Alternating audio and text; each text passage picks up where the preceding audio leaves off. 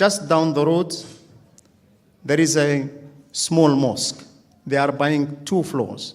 So inshallah, later on we will be fundraising for that. And that will put the claim that I laid that we are amongst the best Muslims in the world to test. Before I finish, we have so many friends who are non-Muslims, not Muslims, I would say yet. We have Media Benjamin here. Maybe you've seen her grilling the congressman. Benjamin, please stand up, please. Give her a big round of applause. She came all the way from the States to be with us tonight. Thank you so much, and inshallah we will enjoy the evening. Thank you.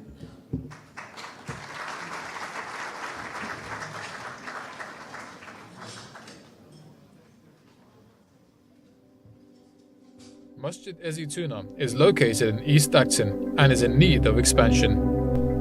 There was no masjid in the area till a brother decided to purchase this property, with the first Jummah prayer being performed in February 2011. Through the continued help and generosity of the local community, the masjid is kept open, hosting the 5 daily prayers. The masjid currently only has 1 floor with limited capacity of only 80 to 90 worshippers. The proposed expansion of purchasing the 2 floors above the building will expand the number of worshippers exponentially and grant us better and improved facilities. Your donations would allow the prospect of dedicated madrasa classes and Quran classes. The people of East Acton would benefit greatly from having a bigger and more spacious masjid. This is for our akhirah. We need to make our house in the akhirah. Inshallah, Allah give you award. Please donate now to the Dawah Project or scan the QR code below for further details. Yeah, so please do take note of that. Thank you so much. Welcome back, everyone, and I'm really delighted for our next guest, and someone I've actually met before virtually. We have Basit Khan from Medina with us. As a local resident, Basit knows a lot about the important places like Al Safia Museum Park, where guests of Masjid Nabawi used to stay, Arabia. Basit offers a unique look at the connecting between history, so let's give him a warm welcome. Assalamu alaikum, Basit. How are you doing today? I'm good. We need to keep meeting like this, mashallah. It's a great privilege to have you on again, Basit. So how have you been keeping? Well, very good. And might I say that the Afghani food is really making my taste buds, jump up and down, may I say. Honestly, I'm really sorry we can't share some with you right now, but Shabi's done an amazing job. So tell us, Basit, what are you going to be sharing with us today? So today we're going to be showing you a museum called as the Creation Story Museum in Medina, basically. Okay, so, when we visit Medina, typically from anywhere around the world, when Muslim visits this blessed city, they look for a transformational experience. They look to refresh their knowledge about Islam. And initially, like a few years ago, may I say, there were not a lot of places which could tell story visually. So now this place, which is called Creation Story Museum, it communicates the story of the creation from Allah Subhanahu wa Taala. As perspective, Allah Subhanahu wa Taala's perspective in Quran, that from where it started, how it started, how the angels were created, and how the human beings were created, and then how the prophets were created. So this museum tells a fantastic story, and it leads to great revolutions. And they've created some fantastic landmarks inside this museum which are related to Quran, and there are a lot of amazing surprises, inshallah, they'll wait for you. And some of the historical landmarks, they are or some of the historical artifacts, may I say, they're about 500 million years old, if I may say. Okay, that's quite old. I think I've seen this museum, Basit, all over Instagram, and it's something really quite different and unique, isn't it, in terms of Islamic museums and sharing content. So is it open all year round? Anybody can come and go? And also, what are some of your what is some of your favorite highlights? What are some of the things that you think are really worth seeing? Because I know not everybody likes museums, but this is a bit special. It is in Medina, and I know they've done some really important work to make it very close to the story, but also very high tech, isn't it? There's quite a lot of cool techie lights, and it's been all over my Instagram, so they must know I'm interested. Oh yeah, absolutely. Because you're an avid student of the history of Islam, basically. So I'm 100% sure you would most certainly be interested in it. One of the areas I want to show you is actually because in the story of creation, it starts with the prophets. It starts with all of the amazing landmarks in a Muslim's life, like when you're born, what happens, and how the prophets were integrated in our life. And then when you pass away, what happens? That's a very, very interesting part, may I say. And in it, when we will pass away, we will go to in our grave. We'll go to our graves, and after our graves, basically, we will be resurrected, and then there will be day of judgment. And because a lot of people will know that there is Allah's throne is going to be established on the earth. So right behind me is the place where it's kind of like a simulation sort of landmark which has been created as the throne of Allah. So I'm sure you have seen, a lot of people may have known Game of Thrones, but this is the throne of Allah, which has been. It's quite the extrapolation, yeah. Yes. So this is how the throne of Allah is been simulated in this specific area, basically. That how it will be. And also this area shows, when Israfil alayhi salam will come and how the door of the life will be shut and everything. It has lights, it has amazing simulations, may I say, which are really, really, really interactive. And now we're going to show you some of the landmarks which are related to, if I may say, we'll show you some of the artifacts which are related to, history of Saudi Arabia and also history of creation as well. We want to show you. So this is kind of like a simulation, if I may say, where they show you that intercession will only be done by our Prophet Muhammad alayhi salatu wasalam. Story because he will be the only one on the day of the judgment, basically, who will enable the intercession for Muslimin, basically. So Bassett, just to help, obviously, some of our viewers are watching from quite far away. Now you're walking through the museum, but what you're actually doing is walking through a bit of an immersive experience. And that is walking through kind of maybe miracles from Revelation, walking through historic sites in Medina and Saudi Arabia. So we're just giving our viewers a bit of a perspective that you're not just walking around some random place.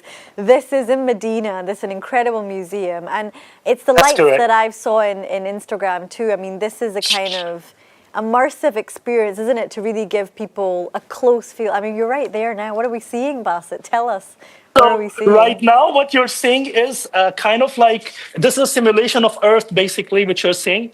And it shows, this whole area shows basically how on Earth the life will be closed, and then Allah will start the proceedings for the life afterwards, basically. So there's a whole simulation where how Israfil alayhi salam would start with the sur and everything. This is how this area is being simulated. It's a beautiful digital area. I mean, when you come in, and it has some areas which are being closed just to showcase that the life will close on you like that. It's so interactive, it's so immersive, and it's so amazing. And inshallah, I'm going to show you. So this right now area where I'm passing by, it's, for example, this is the arrival of Prophet ﷺ in Medina, which is currently been showcased. Like Masjid Quba has been showcased, how Prophet ﷺ came. And this is the story of some of the prophets, basically, which has been simulated to us. Over here. How many hours do you spend in this museum, or how long are you? I mean, if you were going from start to finish, there's a lot to see, right? There's a lot to see and do. Absolutely, there is a lot to see and do, and I want to show you some of the things. Basically, what what are really, really immersive. So let me show you an interesting thing. In ancient times, stones like these stones are about 500 million years old, basically. And they were used as, the ways to cut and the ways to crush things to eat, basically. So this has been taken from all over around Saudi Arabia. There are so many immersive experiences and also artifacts which are available over here for people to see, because the idea is to relate to the story of creation, if I may say. So there is the story of so many prophets around. I'll give you the example. For example, let's say you're interested to know about a certain prophet. So there is Ayub alayhi salam's story right behind me, basically. wow. If you cannot actually see the story, what you can do, that there is a QR code available over here. You can Okay. scan it and you can read it at the time of your convenience, basically. Wow. Okay, that is pretty amazing. I mean, I don't think I've ever seen Yes, that indeed. before. Absolutely amazing. Yes. So, Bassett, And what is your favorite part of the museum? What is your highlight? What is it? What's the one place that if you're going to see it, you have to see this? This is unlike anything else. well, it's the whole story, may I say, is so immersive. But if you have to ask me something which is really, really cool, I would recommend to see the place where they have simulated Noah's Ark and the story of Noah's Oh, really? Noah alayhi salam Alayhi being salam. projected on Noah's Ark. And I'm taking you to this area. Okay, And there's wow. a very interesting, formation as well. So this is kind of the simulation of Noah's Ark right behind me. When Okay. this starts, what happens is that if I may say, the video projection comes on it. And then Oh, it wow. becomes very, very interactive, basically. And also, you can also see some of these artifacts. For example, now these are some of the stones over here, basically. So this stone over here, this is taken from one of the tea trunks in Al Qasim area. And this is more than 300 million years old. Wow. And this is also related to the story of the creation, basically. And also there are amazing stories which are related to the life of Ibrahim alayhi salam, the life of Adam alayhi salam. So the idea of this whole museum is that when you come, in a nutshell, in 30 minutes, you'll be able to refresh your iman. You'll be able to refresh the story of how the creation is. And you can see how beautiful this area is built, and how, they have looked into small details to ensure that the experience is so amazing and so smooth, basically. Like, I'll give you another example of the artifacts. If you can see this sand, so these sands, some of these sands, the story of these sands goes like this, that we human beings are born from the sand, right? So they have simulated that because the colors of the sands is different. We human beings have different colors, first of all. Secondly, some of these sands are 2.6 million years old. So this sand in front of you is about 2.6 million Wow. years old, basically. Amazing. So they have actually communicated a very immersive kind of story about the creation. And when you come over here, you'll be able to experience that in a quick way, in about half an hour, in a way Bassett, that... just in terms of, you said like 500 million, 200, I mean, these are big numbers, aren't they? But I mean, this is, I mean, I hope for all the scientists and geeks, I'm sure, you can check out more information on that. But I think we're now going to wrap up, Bassett. And thank you. Okay. Thank you so much. We're going to go for a break, and it's been absolutely amazing joining you. Thank you so much for having me in. And also, please buy Ahmed perfumes on almukarma.com. The link will be coming to you on your screen right now. Thank you, Bassett. Always a pleasure to have you on the show. And we're going to take a break now. We'll see you after the break.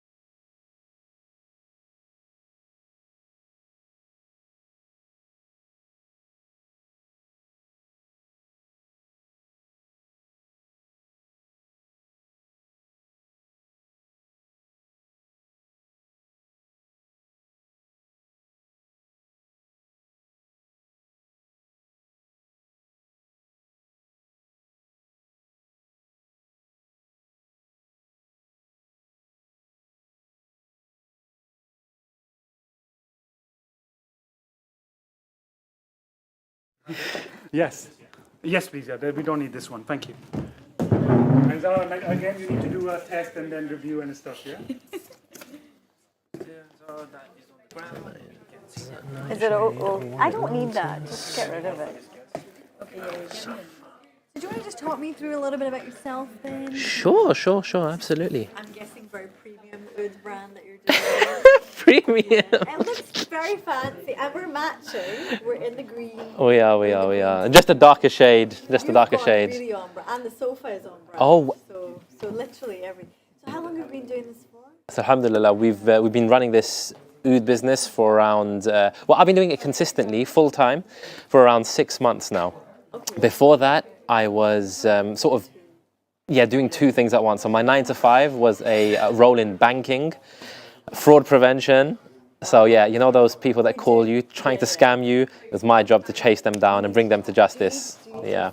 Fraud buster. Yeah. Do you need to do anything? No, just can you expose your mic? Okay. And before that, I was at university with a degree in politics.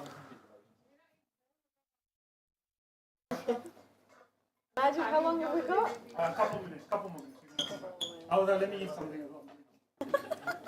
You eat something, Majid, that's fine. So anyway, fraud prevention, 6 months oud business. How come you went full time? Yeah, because honestly,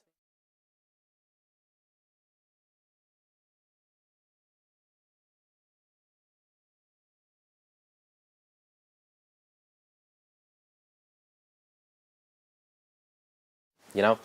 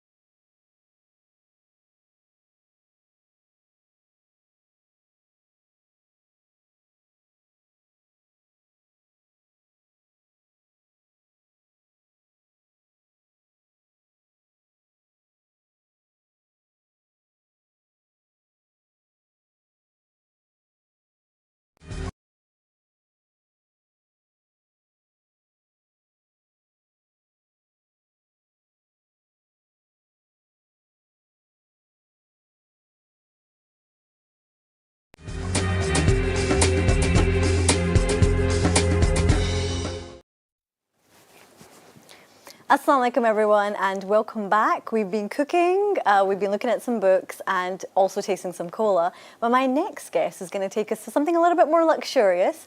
I'm so warmly welcome Zakaria Riaz, the dynamic CEO of Jan Oud, a luxury oud business based in East London that offers high-quality fragrances at affordable prices. He's a graduate of Queen Mary University of London with a background in politics.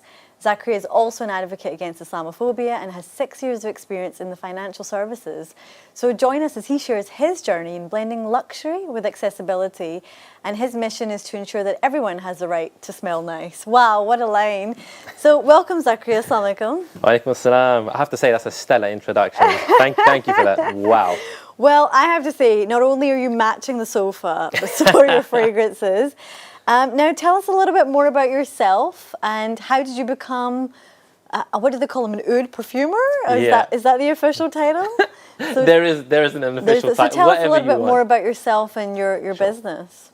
Sure. So ultimately, I'm someone that loves to communicate. You know, I believe communication skills have predominantly been my number one skill set, my number one asset. And I wanted to take that and really translate that from my rewarding career in financial services into something a little more community-based, where I can make the people around me, from the guy next to me in the chicken and chip shop, the local brother that sells the buyers, smell nice. You know, not that they don't initially, but my products that I'm really proud to have on display. Absolutely. We've carefully designed them, by popular demand, taking on feedback from a variety of different people on what the best fragrances are, going on current trends. And ultimately, that's how we've come to what we've come to right now. And the reason I wanted to delve into this whole business was because, like you sort of alluded to in the beginning, everyone has the right to smell nice. I think it's lovely. Absolutely. Not just a small group of people who can afford to splash hundreds and hundreds of pounds every month, but we want everyone to have that right. And that's why... Can I ask, Jan, tell us about the Jan. So Jan is actually an existing abaya brand. So it's actually my wife's family's brand. Right, okay. Yeah. So we're sharing the brand and extending the family. Yeah. So what we decided to do was sort of add to that. So we wanted to sort of diversify it and create a perfume subsidiary. So ultimately that's what we've done.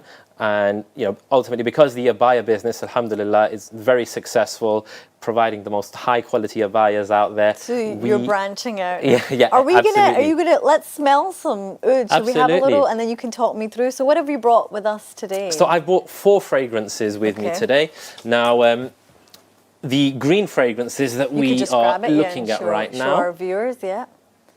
So this one right here is one of our first fragrances. It's called Al Noor, currently one of our best sellers. Okay. This is a mix of mango, lychee, and rose. Wow. So lovely. Quite a lot. Okay, and this is unisex. Yeah. Absolutely. So everybody can try a bit. Okay, and I think I'm going to get some.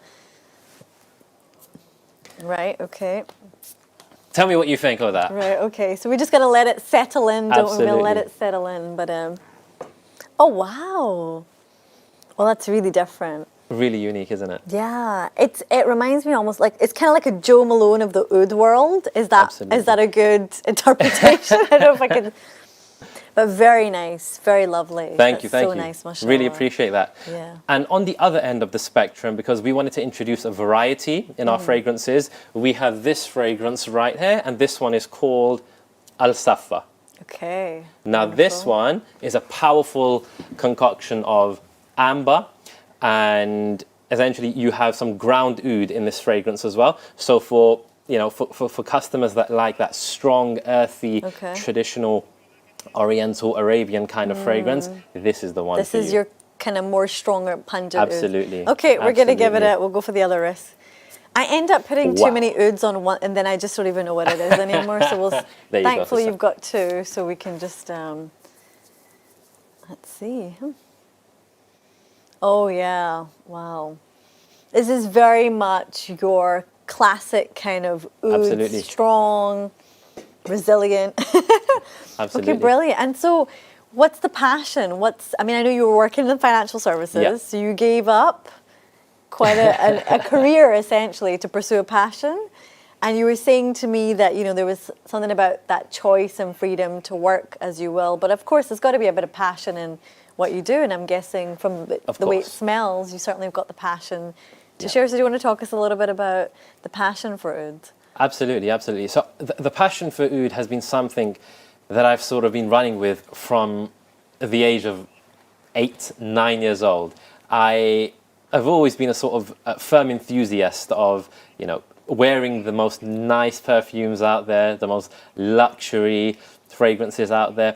I've always been a fan of the most kind of sweet fragrances. So, I love a fruity apple mango kind of scent. That's my kind of go-to fragrance. Yeah, nice. And the reason why I wanted to take this and relate it to the rest of the world is because ultimately I believe that when you wear a fragrance, again, it promotes a sense of happiness, and it makes you feel like there's also confidence and a Absolutely. validation that comes from smelling good, and it's a sunnah to take care of Absolutely. yourself. And I think when you smell a fragrance, in some ways it embodies you, doesn't it? Because we've all got our own taste, haven't we? Absolutely, absolutely, and that was literally the reason why I wanted to share this with the rest of the How world. long have you been on the journey now? Yeah. And what's next? So I would say it's been 2 years in the making, but it's been 6 months full time. 6 months full time, and I was juggling a job in financial services while doing this before that. But then I just decided to go for it permanently and make it my primary. This is your full time. Yeah. Wow. Yeah, absolutely. And what's next? I mean, I'm guessing you said these are only a few. Yeah. How many have you got? How many? Right now, we've actually run out of stock on. You've run out of stock?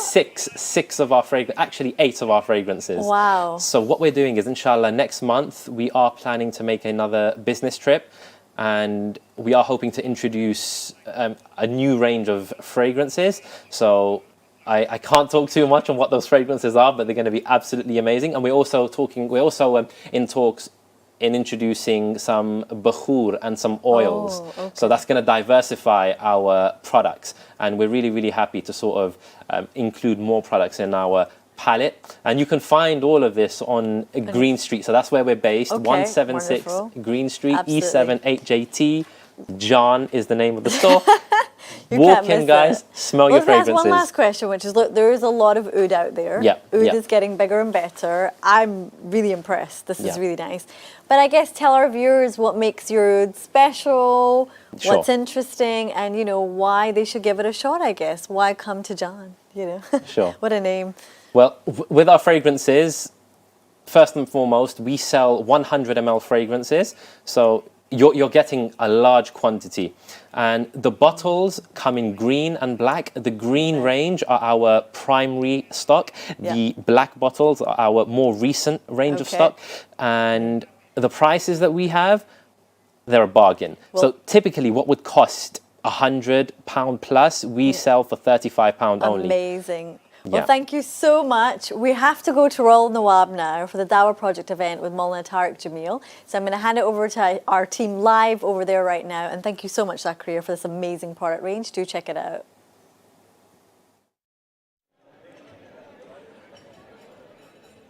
Assalamu alaikum. Thank you for handing it back to us, Zara. We're here in Royal Nawaab. You can see starters are taking place, so people are just settling themselves down. We've had an amazing recitation of the Quran from Sheikh Exon Ibrahim, who's from Kosovo.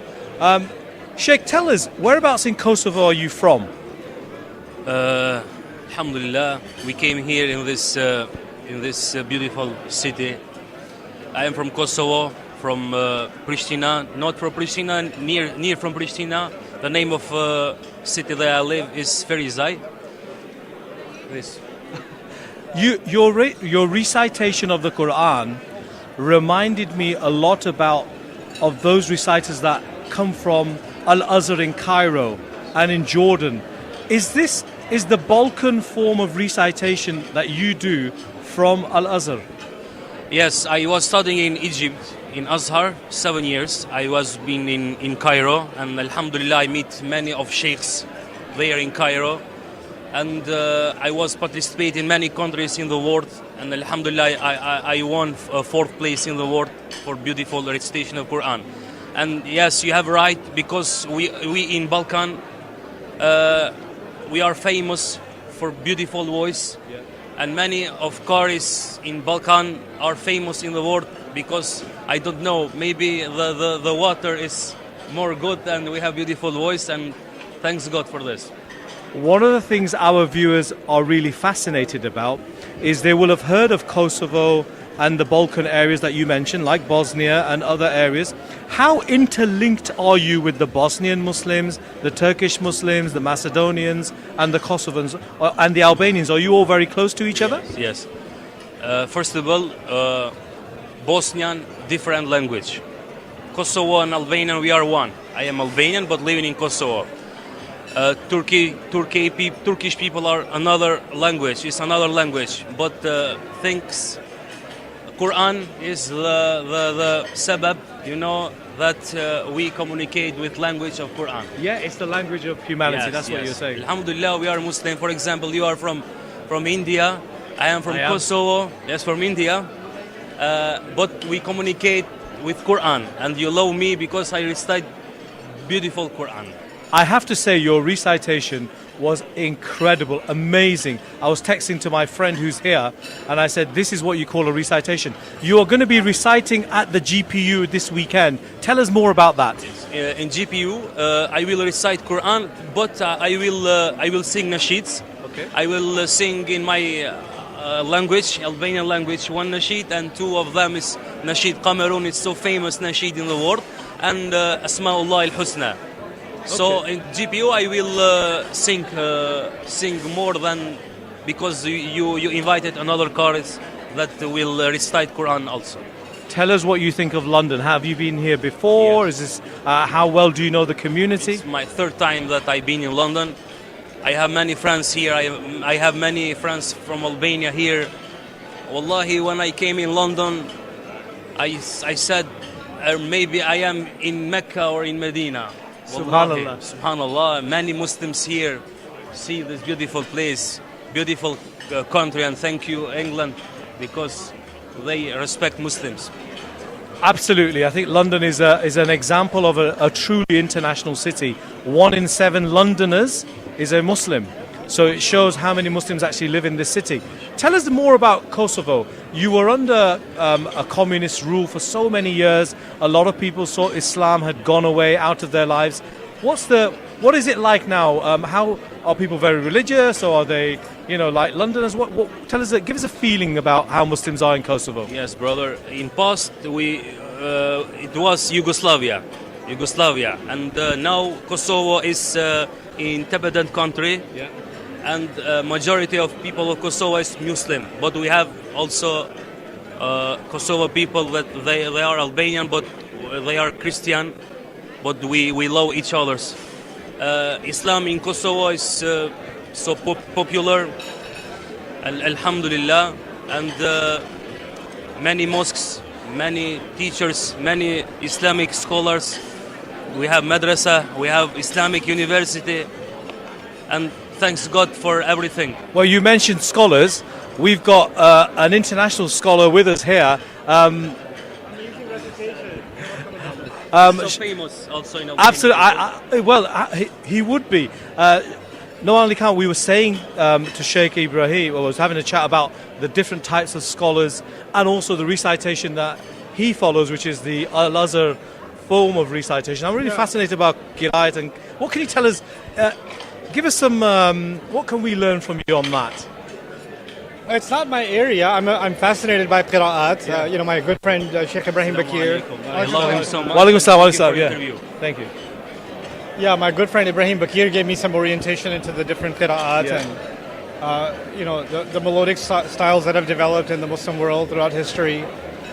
I think part of the beauty of the Quran is that it can be recited in so many numerous ways with so many variations. Yeah. And it speaks to the way Allah designed the Quran to be adaptable to cultures around the world, right? And so it's a pretty remarkable, beautiful thing that should be nurtured and celebrated in different cultures. One of the things that makes me sad is you get kids that are memorizing the Quran all over the world, and then depending on the school they memorize from, they all recite exactly the same way. Yeah. Right? Or they're almost mimicking each other. It's killing the creativity that is natural to the Quran. And I think we we should restore that. We should restore the artistic, beautiful side of the Quran. And that speaks to the larger message of the Quran. The message of the Quran is a combination of purpose and beauty. And so we think, oh, the deen is all about purpose. No, the deen is not only about purpose. It's about purpose and beauty. Just like Allah made the human body, He made it purposeful and He made it beautiful. You know, so I was going to say, I mean, that is amazing, incredible. Thank you so much for that. So remember, folks, purpose and beauty, that's what the Quran was made for. Right. But in terms of just going back to recitation, my last question on that. Yeah. The different styles that have developed over the last 1400 years. Yeah. I come from India. That's my parents' heritage. That's my heritage, so to speak. It's recited a little bit differently to the way he would recite it, and so on and so forth in Africa and other places. Yeah. Do you think there's a European form or a Western European model being developed? There may be one that gets developed, because each one of them that developed are an offshoot from one that existed before it. Yeah. So there may well be. I mean, if you listen to the Moroccans, they're distinctly different, or the Sudanese recitations. They're sometimes very distinctly different from what you might be accustomed to hearing elsewhere, right? But because a lot of the centers of learning became a few key places in the world, so when people, like he's from Turkey, but he's influenced by Egypt, right? Even though historically the Turks were developing their own recitation styles and were exporting them. Right, so the world is a constantly changing place, evolving place. So I think new styles will most certainly emerge. Tell us about this weekend. You're obviously one of our headline speakers. Lots of people have booked tickets to listen to you. What's the message you're going to be bringing at this time of quite uncertain times? Global events taking place. We know that there's a genocide of Palestinians taking place, and lots of people are campaigning. What's going to be your message? Well, I don't want to give it away, but a little bit, I suppose. I'll speak around it as opposed to speaking to it. I've always been fascinated with stories in the Quran, and the reason I'm fascinated with them is because many of the stories told in the Quran are speaking about figures that are significant in the Christian and Jewish tradition. So Moses is a big deal to the Jews and Christians, and yet he takes up a huge amount of space in the Quran, right? But the stories that are told to us, the ones that they have in their tradition, are exponentially more in number. And we have a very small subset of those stories in the Quran. So Allah chose a very select few stories to make part of His final revelation. And even they are being told in a way that's different from what they have. And even more remarkably, there are some stories, particularly on the case of Musa, because I'll be talking about Musa alayhi salam in a new way, inshallah, in this conference. There are stories about him in the Quran that are not found anywhere in Jewish tradition. Like they just don't have them. And we have them. So a civilization that's been proud of their connection to Moses, 4 out of the 5 books of the Old Testament dedicated to Moses, and they don't have a story about him that the Quran does. Why would that be? We'll see. We'll find out. We'll find out. And I think it's significant not just for the world, but particularly also for the Muslims to understand by comparison what Allah is doing here and how it shifted the conversation about religion itself in the entire world. Like we think of Islam as our thing, our religion. But actually Islam came into a conversation that already existed and brought a dimension that was missing. And so if you don't understand what existed and how the Quran revolutionized what was there, then we won't appreciate the powerful message that Allah gave us, right? Wow, that's moving me even as the interviewer, you know. I was just going to say, you gave away quite a bit there actually.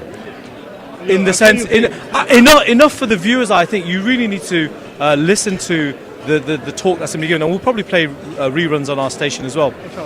But in terms of linking it to what's going on right now, and you don't need to be too political, I completely understand that, but how would that happen? Just very quickly. I'll tell you, I think that's the other dimension of it. So one was, I was talking about how the stories in the Quran are revolutionizing what was already existent. But there's another purpose to the stories. The stories are a commentary on forever recurring human realities. So the stories aren't locked in history, or they're about something that happened thousands of years ago. It's nice for you to know, here's a fun story. No. The stories are the stories Allah chose are a commentary on the human condition. Things that are going to recur. So I won't tell you about one that I'm doing here, but I'll just to give you some perspective of what I'm talking about. So it's not entirely theoretical. You'll have, for example, in the Quran, angels coming and speaking to Ibrahim alayhi salam when he's very old. And they come in the form of human guests. And after some small chatter, they let him know that he's going to have a baby. And he's very, very old. And his wife is extremely old. And she couldn't even have a child when she was young. And she's been married to him for decades and decades and decades. And arguably, she's in her 90s. Arguably. Okay? And in the Quran, she slaps her face and says, what? Now, what is Allah talking about here? Allah is talking about the reality of infertility. He's talking about the pain a woman goes through that couldn't have a child for all those years. The conversation was supposed to be about between God, the angels, and a prophet of God. And here a woman is interrupting the conversation, and the Quran is recording the interruption. Like, why would the Quran record her interruption? Absolutely, yeah. Right? You would think the angels would say, excuse me, ma'am, we're here for Ibrahim alayhi salam. Can you stay out of this? But no, Allah gave her so much importance, and her pain and her reaction so much importance, that we need to pay attention to that pain. So when there's a growing percentage of women around the world that are experiencing infertility, for example, is Allah acknowledging the psychological, social pain that they go through? And how is Allah commenting and empathizing with them in this story? That's just to give you a glimpse of how stories aren't just about what happened thousands of years ago. Wonderful, wonderful. Sheikh, that is amazing. I feel energized. I can't wait for your talk. I mean, hopefully I'll get to interview you again at the GPU. Okay, very cool. I'll leave you to it for now. I'm very excited. Thank you for joining us for a quick interview here today. All the best to the GPU team and Islam channel. It's a fantastic effort. I think it's a very delicate time, but it's a time where Muslims show their strength. Thank you. And even for ourselves, even us coming together like this is so essential. Usually I don't even participate in many conferences. But I felt it was necessary to come to this one. We're delighted to have you. We're delighted to have you. Very happy to be Assalamu here. alaikum. Okay, we've got another guest at our event. Assalamu alaikum, sister. How are you? So, listen, tell us about about today. So we're here obviously to raise funds for Az-Zaytuna Mosque. Really good atmosphere in the crowd. And we have some celebrities here as well, right? We do. Shuyukh, yeah, alhamdulillah. No, absolutely. What I believe... Sorry guys, you can't come in front of the camera. I apologise for that. That's okay. Yeah. I was going to say, this is community, isn't it? Alhamdulillah. So when we come together, whether it's a cause close to our heart, and especially Masjid, and to have the shuyukh support us from around the world. We have Maulana Tariq Jamil and... a huge furore when he came in, because there was like a... Absolutely. So it's a blessed gathering, isn't it? When you have, good company, and not to forget, when you're doing dhikr of Allah, and when you're coming together, especially for the house of Allah, we are surrounded by angels. And subhanAllah, we don't think about that often, because we as Muslim, we say we believe in the 6 articles of faith. But how often do we really think about, the angels above us? And so as we're sitting here today and participating, every good deed you do, everything you contribute, inshallah, the angels will be praying for you as well. And, so it's amazing. So, it's a win-win situation, isn't it? There's good food, alhamdulillah, good company, and also a very good cause. And, inshallah, lots and lots of reward to gather here today. Definitely. What's your role? So, my role, I'm one of the sheikhas on Islamic QA, and my role is normally, I do come on to the live Q&A session, but today here, of course, it's to encourage everybody because, especially we're so grateful to Islam Channel that we have a community, not just here in UK, but worldwide. And alhamdulillah, it opens up the channels to, Muslims, non-Muslims around the globe. Certainly when I sit on the program, we get calls from around the world, and it's beautiful to know that we have that community. Well, look, I think we're going back to the studio, but it was great listening to you. Quickly on the GPU, what are you doing anything there, or? I will be Inshallah, so showing my support definitely, and supporting all the scholars that will be, the shuyukh that are there. So I have friends who will be there, and so yeah, definitely going to go and show my support for everybody. Jazakallah, sister. Thank you so much. Thank you for joining me.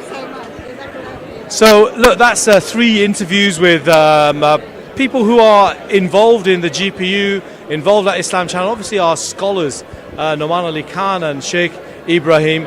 Over, back to you in the studio. Come back again and join us quickly. Thank you so much. And as you can see, it's all happening at the Royal Nawaab. I'm so glad that we can continue our conversation with Jan Oud and Zakaria. You've got some more fragrances for us, and something a little bit interesting that I didn't get to ask you before, but this is a husband and wife business, isn't it? So better together, as they say. Do you want to tell us a little bit about these fragrances and maybe just talk us through how you make it work and how you also deal with the disagreements? Yeah, absolutely. So, like in anything in life, whenever there's multiple people involved in something, you're going to have conflicting views. One person's going to think, this is the best course of action, and then the other person's going to think, this is actually the best course of action. What we tend to do is we know that whatever we think of, it's ultimately in the best interest of our business and taking the business forward. So again, what we try to do is understand that we both have different skill sets, similar skill sets at the same time, but also we understand the demographics that we sort of deal with on a day-to-day basis in our own ways. So, with the brothers, with the men, I can relate to them a little more. And then with my partner, she can obviously relate to the female customers a lot more. So some expertise. Absolutely. Everyone's. So shall we try a little bit of this? Because you told me your favorite is White Lotus, so you're going to have to put some on me then. So of course. I'm just going to be smelling so great, ladies and gentlemen, after this, right? So we'll go for the wrist. There you go. And talk me through what's unique about this one. What's really different, right? So this fragrance, guys, the 100 ml bottle, it's called White Lotus. This is my personal favorite, a 100 ml, £35 only. This is a rare mix of white musk and light notes of fruit, like pear. Lovely. So it's a lovely, refreshing, subtle scent. So gentle. And you know what I love is that you said that the price, when you told me the price, I mean, I'm assuming these are like 100, 200 pound bottles. Just say it again, how much? Absolutely. So all our fragrances, they would actually cost something between 100 to 200 pounds. We sell them for £35 only. Wow. Yeah. That's a mic drop. Right, shall we go to the next one? So we've got the nightshade now, and I'm loving the light and the night, or the white and the night.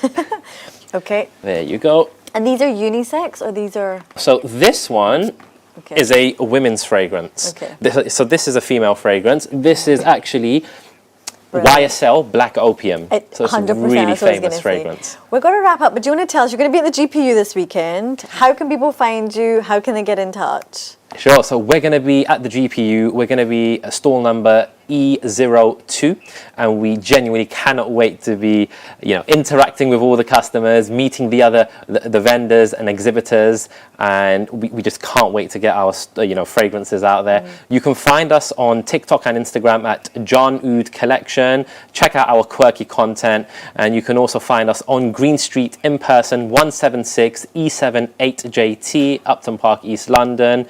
And come in, smell our fragrances, and after smelling, you will definitely go home with at least one of these fragrances in your bag.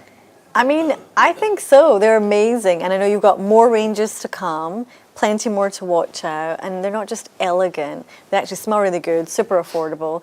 Zachary, you've been an absolute pleasure to talk to today. Thank you so much, and we really wish you all the best, and make sure you check them out at the GPU. I'll be going there just to spread all these lovely ouds on myself. I think the winner for me was definitely the first.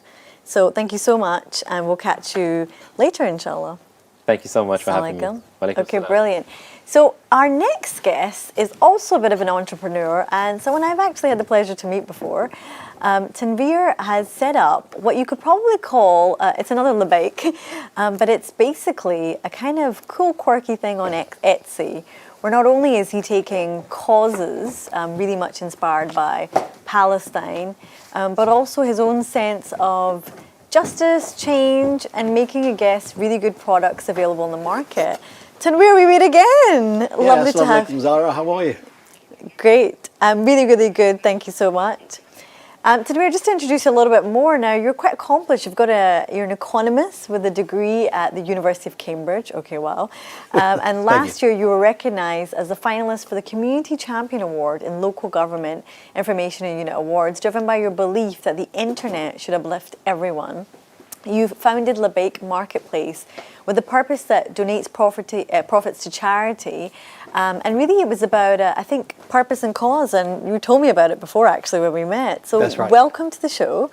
And really, really excited to hear more about how is it getting on and what's going on. What's the latest with Leake? Yeah, so Bismillah ar-Rahman ar-Rahim. First of all, thank you, Zara, for inviting me on the show. It's a pleasure to be here. And thank you to Islam Channel for inviting Leake to showcase what we're doing at the Global Peace. You'll be at the GPU. If anybody who's anybody is going to be at the GPU. Oh, that's good to know, because that's the kind of exposure a platform like Leake would require. So, I mean, just to kind of go back, and I know we've discussed this previously, but the idea of Leake was really born out of frustration. It was frustration when you see people suffering all over the world. You know, some people are dying from hunger, some people are homeless, other people don't have access to clean water, you know, other people have no medicine, no education. And then people come on channel like the Islam Channel during Ramadan, and they're doing their charity drives, donation drives. So I kind of sat down and thought, you know, how could one build or harness the power of the internet and build an e-commerce marketplace, which would sort of solve some of these challenges in a long-term sustainable way. So we call Leake a social enterprise rather than a commercial enterprise, because its purpose is benevolent rather than commercial. And so we're talking about an online marketplace. That's right. And what kind of products are you selling? And I know there is such a powerful story to how you got here, but maybe for the viewers to understand, what can you find on Leake and why Leake? Yeah, so let's answer the second part of that question first. So when you're on a marketplace, whether it's Amazon, Etsy, or eBay, these are essentially what I'd call utilities. They provide you with the pipes and plumbing, and then on the one side you have buyers, and the other side you have sellers. And buyers pay full price, whereas sellers then pay a commission to the platform.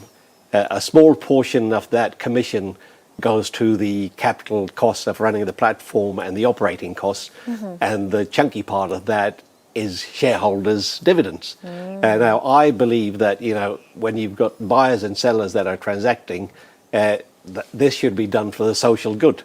So the idea of Leake is exactly the same as any other marketplace, but the profit part of the commission element would be donated to charities that are doing good work. So each time you buy or sell something on Leake, you're actually helping to make the world a better place. And exactly. I think what I love is you've taken your tech and innovative entrepreneurship skills and thought, how can I do something that's meaningful and beneficial and open it to the market, right? That's right.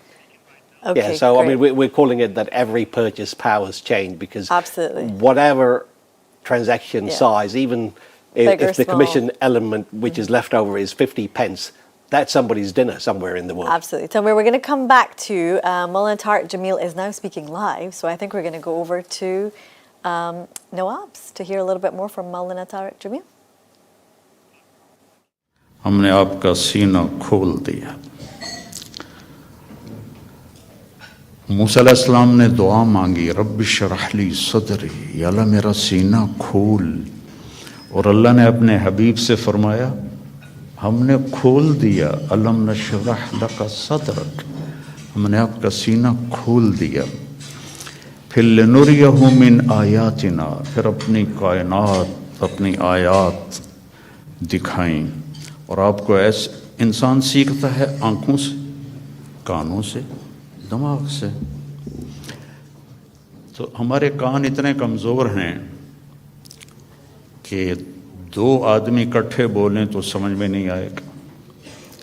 आँख ऐसी कमज़ोर है, मैं इधर देखता हूँ तो ये नज़र नहीं आता, इधर देखता हूँ तो ये नज़र नहीं आता। और मेरे अल्लाह को अल्लाह के میرے اللہ نے اپنے نبی کو ایسی آنکھ عطا فرمائی کہ آپ ایسے نماز پڑھا رہے تھے مصلی پر، ایسے چلنا شروع ہوئے،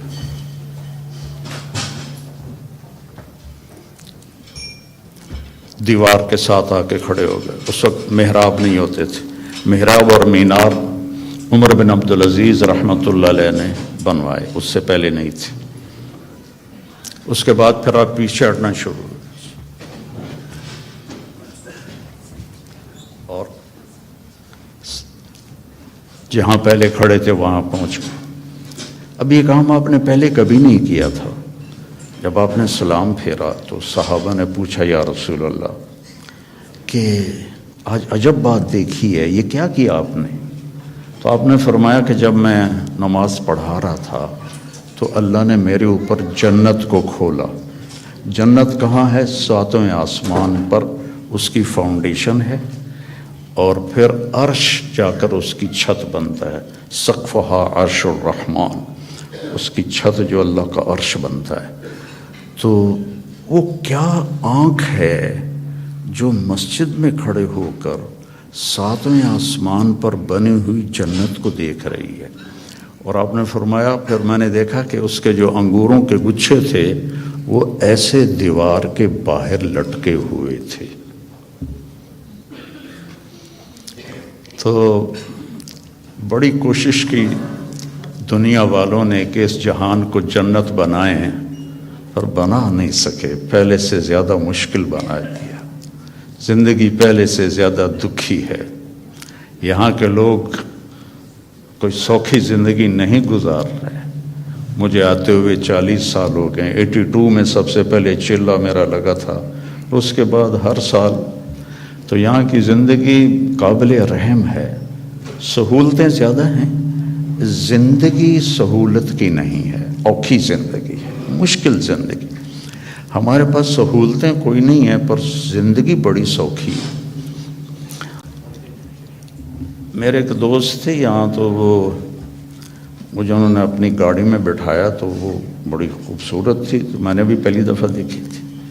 کہنے لگے مولانا یہ گاڑی 2.5 لاکھ پاؤنڈ کی ہے. میں نے کہا اس کا نام کیا ہے؟ کہا مے بیک. پہلی دفعہ نام سنا. میں نے کہا اس کا ڈرائیور کون ہے؟ کہا جی ہاں ڈرائیور نہیں ہوتا، ہم خود ہی ڈرائیو کرتے ہیں. میں نے کہا پھر ہماری سزوکی اچھی ہے 1 لاکھ کی، جس میں ہم 2 ڈرائیور رکھتے ہیں، ایک صبح کا ایک شام کا. پیٹرول بھی تم خود ڈالتے ہو اور ٹائر بھی خود صاف کرتے ہو اور میٹس بھی خود صاف کرتے ہو. ہمارے پاس اللہ نے نوکر دیے ہوئے ہیں جو سارے کام کرتے ہیں. تو یہ جنت بن نہیں سکتی. ڈیزائن کرنے والے نے اسے جنت کے لیے نہیں بنایا. یہ دکھوں کا گھر ہے، یہ ابتلا کا گھر ہے، یہ دار الفنا ہے، یہ دار البوار ہے، یہ دار الابتلا ہے. اس کو آپ جنت نہیں بنا سکتے. خیر ایسے بات آگے. ایک بدو آیا، یا رسول اللہ حل فی الجنت من عنب. اس کا یہ ساؤنڈ ٹھیک کرو، آواز ہے. حل فی الجنت من عنب، جنت میں انگور ہیں؟ آپ نے کہا نعم ہیں. تو وہ کہنے لگا کم قطف واحد، ایک گچھا کتنا بڑا ہوگا؟ ارے بھائی اس کی ساؤنڈ ٹھیک کرو. تو ایک گچھا کتنا بڑا ہوگا؟ تو ابھی رات ہم آئے تو کھانے میں انگور رکھے ہوئے تھے، ایڈے ایڈے گچھے. تو آپ نے فرمایا مسیرۃ شہر للغراب لا یقع لا یفتر لا ینثنی. ایک گچھا انگور کا، ایک گچھا، ایک کوا 1 مہینہ سیدھا اڑے ایسے، لا ینثنی، نہ ادھر جائے نہ ادھر جائے، لا یفتر، نہ سست پڑے نہ کہیں رکے، اور پورا مہینہ اڑتا رہے. تو جہاں جا کے اس کی پرواز ختم ہوگی بعد 30 یوما فتلک قطف واحد. ایک گچھا ایک مہینہ کوے کی پرواز کے برابر ہو تو وہ کیا چیز ہے، کیا جہان ہے. وہ دیہاتی تھا، کہنے لگا کم حبۃ واحدہ، یا رسول اللہ ایک دانہ کتنا بڑا ہوگا؟ تو آپ نے فرمایا حل ذبح ابوک من غنمک تیسا عظیما فسلخ احابہ فآتاہ لأمک وقال لها اتخذی منہ دلوا قال نعم قال فتلک حبۃ واحدہ.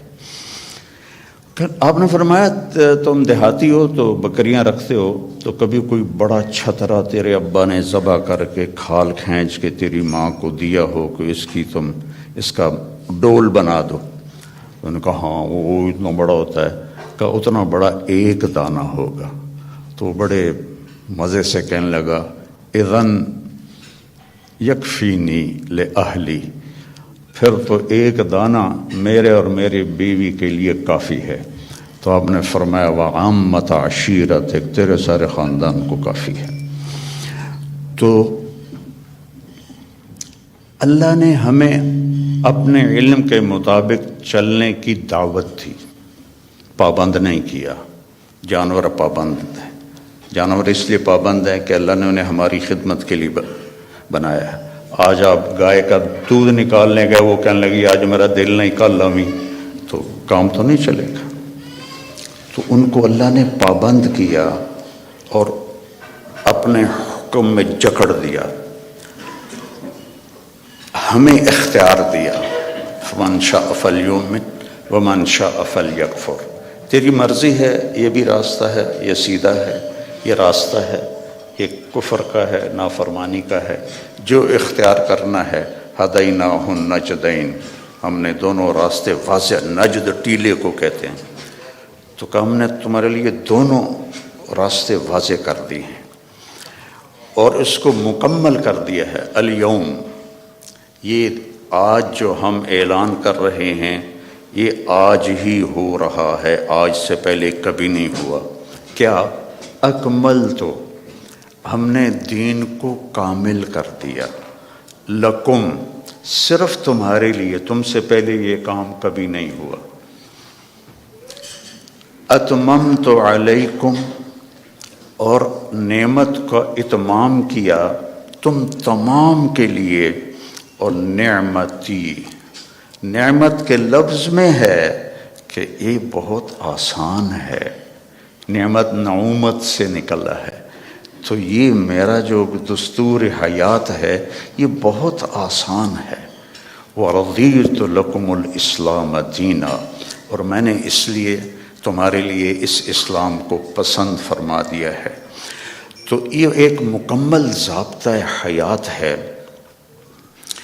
کمال کہتے ہیں جب صفات پوری ہوں، تمام کہتے ہیں جب اجزاء پورے ہوں. صفات پوری ہوں، اجزاء پورے نہ ہوں تو تمام نہیں کہتے، کمال کہتے. عطا بن ابی رباح صحابہ کے دور میں فتوے دینے لگ گئے تھے. بڑے کامل انسان تھے، صحابہ بھی ان سے فتویٰ پوچھتے تھے، لیکن اندھے تھے، ایک ہاتھ سے معذور تھے، ایک ٹانگ سے معذور تھے، اور حبشی غلام تھے. تو تمام نہیں، کمال ہے. تو میرا اللہ کہہ رہا ہے دین کامل بھی ہے، دین تمام بھی ہے. پھر آپ نے ایک تسلی دی، اللہ نے تمہیں دین دیا. شرع، بہتے پانی کو شرع کہتے ہیں. بہتا پانی کتنا مزے کا ہوتا ہے، آپ کو صاف رکھتا ہے، آپ کے چیزوں کو صاف رکھتا ہے، خوبصورت نظر آتا ہے، آپ کی پیاس کو دور کرتا ہے. اللہ نے تمہیں دین دیا. وَجَعَلَهُ سَهْلًا، بہت آسان بنایا. بھوکے کو روٹی کھانا مشکل ہے، پیاسے کو پانی پینا مشکل ہے. سہلن، آسان بنایا. سمحن، نرم بنایا، نرم. واسعن، کھلا، کشادہ. ولم یجعلہ ضیقا، اور کوئی تنگی نہیں رکھی. تمہیں کیوں تنگی نظر آ رہی ہے کہ تم نے چلنا سیکھا نہیں؟ لوگ جٹ جہاز اڑا لیتے ہیں، ایک آدمی سائیکل بھی نہیں چلا سکتا. اس نے سیکھا تو جٹ جہاز سب سے مشکل ہوتا ہے اس کو اڑانا، اور سائیکل نہیں سیکھا تو نہیں چلا سکتا. تو ہم نے سیکھا نہیں ہے دین پہ چلنا، اور پھر ہمارا پورا ارادہ نہیں ہے کہ ہم نے ادخلوا فی السلم کافہ، پورے مسلمان نظر آؤ، پورے مسلمان بن کے چلو. تو اللہ کے نبی نے کہا سہل یرید اللہ بکم الیسر، اب اللہ بھی کہتا ہے ساتھ تمہارے لیے آسانی چاہتا ہوں. ولا یرید بکم العسر، تنگی نہیں چاہتا ہوں. یرید اللہ ان یخفف عنکم، تمہیں ہلکا پھلکا کرنا چاہتا ہوں، تمہارے بوجھ ہٹانا چاہتا ہوں. ما جعل علیکم فی الدین من حرج، اس میں کوئی تنگی نہیں رکھی. لیکن ہمیں کیوں تنگیاں نظر آتی؟ کہ ہم نے سیکھا نہیں. ہماری ترجیحات میں آخرت نہیں ہے، جنت نہیں ہے، جہنم سے بچنا نہیں ہے، بس پاؤنڈ اور پاؤنڈ اور پاؤنڈ اور پاؤنڈ. ایک دوڑ لگی ہوئی ہے، مال کے پیچھے بھاگے جا رہے ہیں، بھاگے جا رہے ہیں، بھاگے جا رہے ہیں، اپنے آپ کا بھی ہوش نہیں ہے. ہمارے ایک رشتہ دار تھے قریبی، تو وہ 82 میں پہلی دفعہ آیا تھا، تو میں ان کو ملا. میں نے کہا، دور سے میرے ماموں لگتے تھے، میں نے کہا ہماری جماعت آئی ہے، آپ تشریف لائیں. کہنے لگے پتر مینو ویل نہیں. پنجابی سمجھتے ہو نا؟ پتر مینو ویل نہیں، بیٹا میں فارغ نہیں. اس کے بعد میں کتنے دفعہ آیا، ان کا یہی جواب ہوتا تھا، پتر مینو ویل نہیں. 2000 میں جب میں آیا تو ان کا خود فون آیا، بیٹا مینو آ کے مل، بیٹا مینو آ کے مل. تو ہیلی فیکس میں رہتے تھے، تو میں ملنے گیا تو وہ گھر میں اکیلے بیٹھے تھے. کہنے لگے پتر 26 سال بعد پتہ لگ گیا کہ میں نے اتنے نہیں آنا چاہیے دسی. ایک 6 بیڈ روم میرا گھر ہے. 6 بیڈ روم چھوٹا گھر تو نہیں ہوتا نا، آپ لوگ جانتے ہی ہیں. آپ کو تو ویسے ہی چھوٹے چھوٹے گھونسلے ہوتے ہیں، تو وہ بھی لکڑی کے ہوتے ہیں، کھڑ کھڑ کھڑ کھڑ کھڑ کھڑ، دوڑ دوڑ دوڑ دوڑ دوڑ. تو وقت دیکھا 6 بیڈ روم گھر ہے میرا، میری ساری اولاد چلی گئی مینو چھڑ کے، اب میں کلا بیٹھا. تو میں پاکستان میں مجھے نمک مرچ چٹنی روٹی تو مل ہی جاتی. اب میرے پاس اتنا پیسہ ہے کہ مجھے سمجھ میں نہیں آتا کہ میں اس پیسے کو کیا کروں. تو میری مامی نے مکمل کیا جملہ، پتر اے ملک رہن دے نہیں نے ویکھن دے نے. اے ملک رہن دے نہیں نے، اے ویکھن دے نے. کہ بیٹا یہ ملک رہنے کے قابل نہیں ہے، یہ دیکھنے کے لیے ہیں، آؤ سیر کرو چلے جاؤ. چونکہ جتنا ہم اللہ سے دور جاتے ہیں، ایسا نہیں کہ یہاں رہنا میں کوئی مشکل ہے.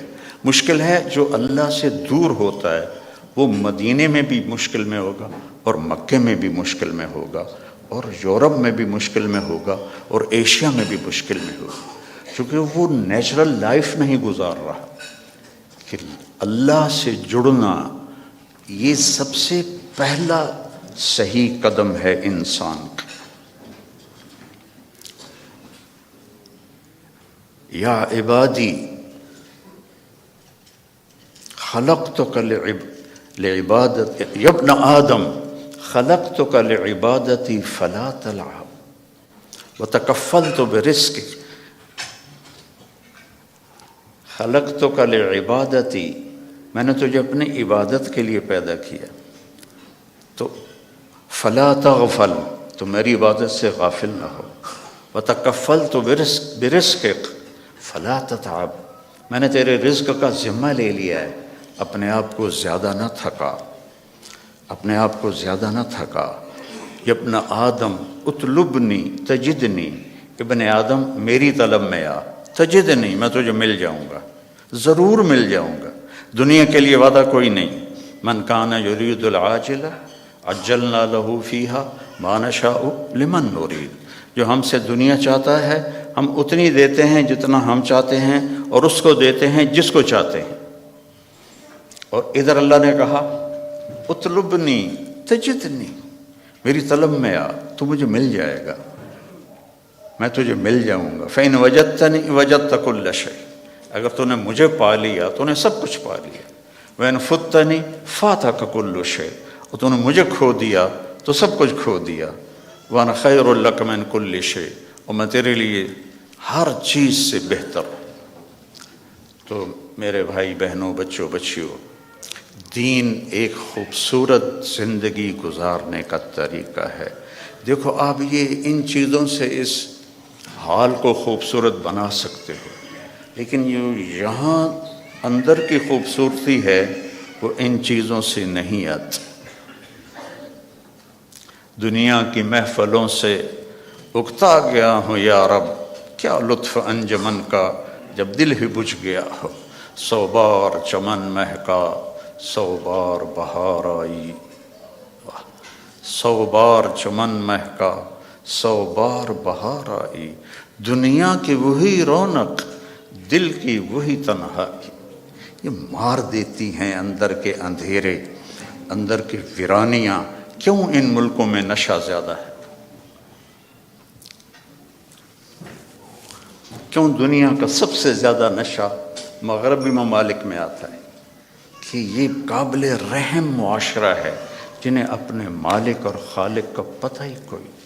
انسان کمزور ہے، اسے کوئی کندھا چاہیے جس پر سر رکھ سکے، کتنا ہی اونچا اڑ جائے، یہ بہت کمزور ہے، بہت کمزور ہے۔ تو اسے کوئی آسرا چاہیے۔ اپنے جیسے آسرے ڈھونڈو گے تو کوئی نہیں ملے گا۔ ہاں، اللہ کو اپنا آسرا بناؤ، اللہ کو اپنی امید بناؤ، اللہ کو اپنے دکھڑے سناؤ، اللہ کے آگے سر جھکاؤ، اللہ کو اپنی حاجات بتاؤ۔ وَأَقْرَبُ إِلَيْهِ مِنْ حَبْلِ الْوَرِيدِ، اس شہرک سے زیادہ وہ ہمارے قریب ہے۔ اور اللہ تک پہنچنے کا راستہ ہے جناب رسول اللہ صلی اللہ علیہ وسلم کی مبارک زندگی، کہ اللہ نے ایک حبیب بنایا۔ صحابہ بیٹھے تھے اور کہہ رہے تھے کمال ہے بھائی، موسیٰ علیہ السلام کلیم تھے، ابراہیم خلیل تھے، عیسیٰ روح اللہ تھے۔ تو آپ ان کی باتیں سنتے ہوئے آ رہے تھے، تو جب آپ ان کے پاس آ کے بیٹھے تو آپ نے کہا سمعت مقالتکم ورأیت عجبکم، میں نے تمہاری بات بھی سنی، تمہاری حیرانی بھی دیکھی۔ تو اما ابراہیم فخلیل اللہ کما قلتم، ابراہیم واقعی خلیل ہیں۔ اما موسیٰ فکلیم اللہ کما قلتم، اور موسیٰ اللہ کے کلیم ہیں جیسے تم نے کہا ہے۔ اما عیسیٰ فروح اللہ کلمتہ القاہا الی مریم، اور عیسیٰ علیہ السلام روح اللہ ہیں، یہ بھی ٹھیک ہے۔ اما صاحبکم ھذا، سبحان اللہ، کیا خوبصورت، اما صاحبکم ھذا، اور تمہارا یہ ساتھی، یا نبی نہیں کہا، تمہارا یہ ساتھی، فحبیب اللہ ولا فخر، میں اللہ کا حبیب ہوں اور اس میں کوئی فخر نہیں ہے۔ حبیب اللہ، حبیب کس، خلیل ہوتا ہے خلل سے، کہ مجمع میں جب آپ اندر جانا چاہیں تو ایک قدم ادھر ادھر ادھر ادھر، اس کو خلل کہتے ہیں، اور آخر کوئی جگہ ملی وہاں بیٹھ گئے۔ خلیل اس کو کہتے ہیں جس کی محبت دل کے پردوں سے گزرتے گزرتے گزرتے اندر ایک جگہ سویدہ، آخر میں ایک خاص پوائنٹ ہے، وہاں جا کے بیٹھ جائے، اسے خلیل کہتے ہیں۔ وہ خلیل کے معنی میں زیادتی کا معنی نہیں ہے کہ، اور حبیب ہے حبہ سے، حبہ کہتے ہیں دانے کو۔ دانے کی صفت کیا ہے؟ ایک کاشت کرو تو 700 ہو جاتا ہے، 700 کاشت کرو تو ہر دانہ فی کل سنبلۃ مئۃ حبہ، پھر اس کو کاشت کرو تو وہ 700 اور ہو جاتا ہے۔ تو دانے کے بڑھنے کی کوئی انتہا نہیں، قیامت تک کاش کرتے رہو وہ بڑھتا جائے گا۔ تو حبیب اسے کہتے ہیں جس کے محبت کی کوئی انتہا نہ ہو، کہیں کوئی لمٹ نہ ہو. اور خلیل اسے کہتے ہیں جو ملاقات بھی چاہتا ہو اور کچھ لینا بھی چاہتا ہو. اور حبیب اسے کہتے ہیں جو صرف ملاقات چاہتا ہو اور کچھ بھی نہ چاہتا ہو سوائے ملاقات کے، سوائے ملاقات کے، اس کے اور کوئی غرض نہ ہو. حبیب ہے، حبیب ہے. خلیل کہہ رہے ہیں انی ذاہب الی ربی سیہدین، میرا سفر ہے شروع، مجھے ان قریب اللہ ہدایت دے گا. اپنے حبیب سے کہا ووجدک ضالا فہدا، ہم نے آپ کو ہدایت دے دی. خلیل کہتے ہیں وجعل لی من ورثۃ جنت النعیم، مجھے جنت عطا فرما. حبیب کو کہتے ہیں انا اعطیناک الکوثر، ہم نے آپ کے لیے جنت کی چابی دے دی آپ کو.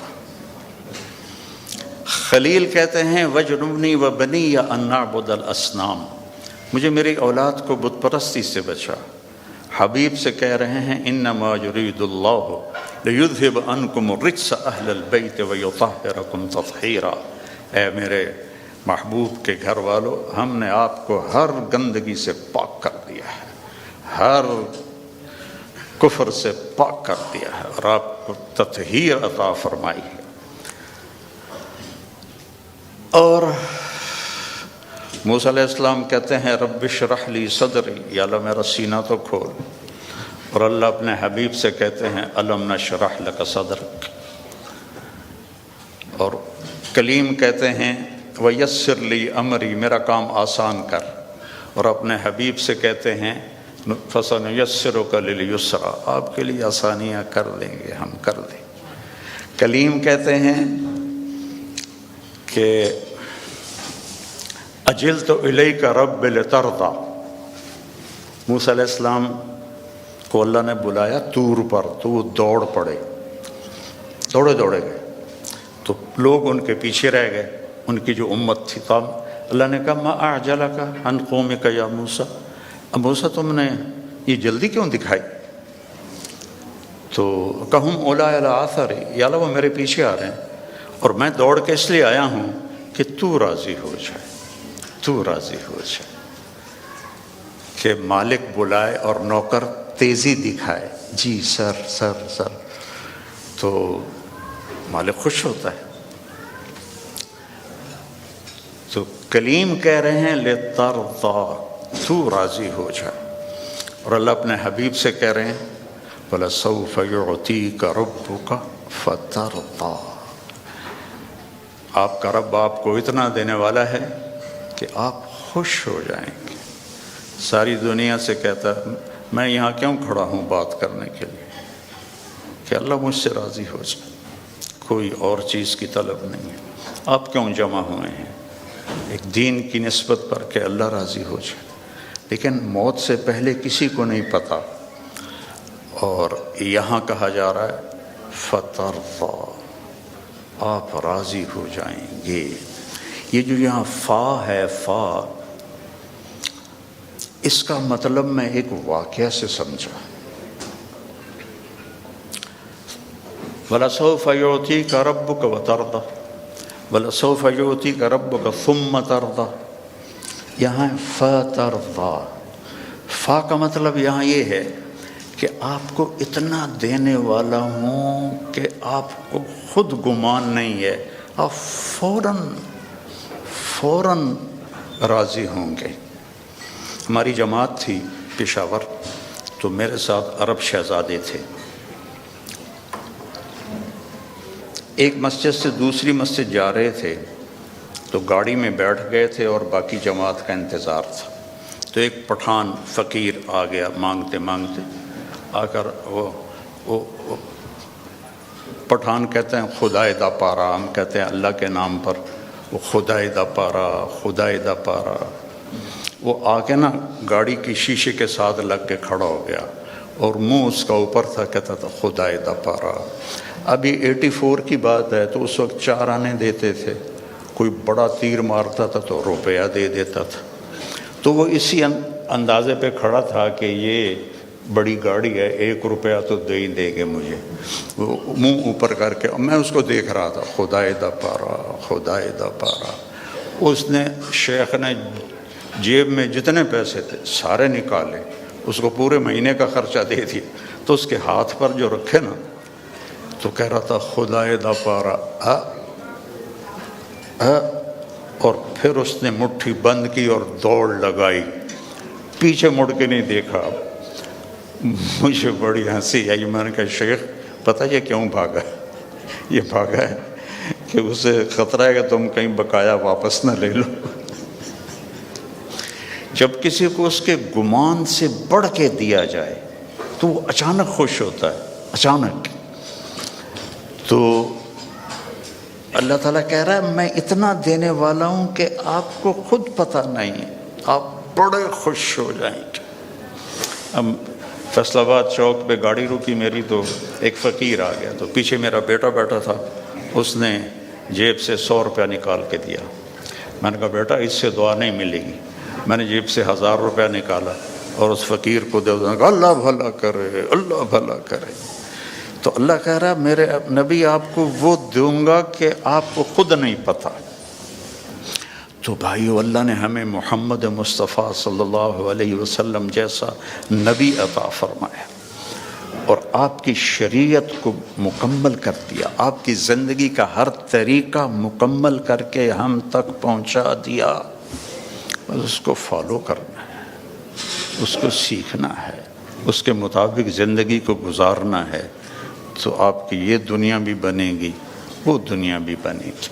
اللہ تعالیٰ نے آپ کی زندگی چونکہ قیامت تک تھی تو ہر چیز محفوظ کر دی ہے، ہر چیز محفوظ کر دی. آپ کی چال کیسی تھی، آپ کا لباس کیسا تھا، آپ بیٹھتے کیسے تھے، آپ اٹھتے کیسے تھے، آپ بولتے کیسے تھے، ایک ایک چیز کو میرے رب نے محفوظ کر دیا ہے. سیکھو میرے بھائی بہنوں.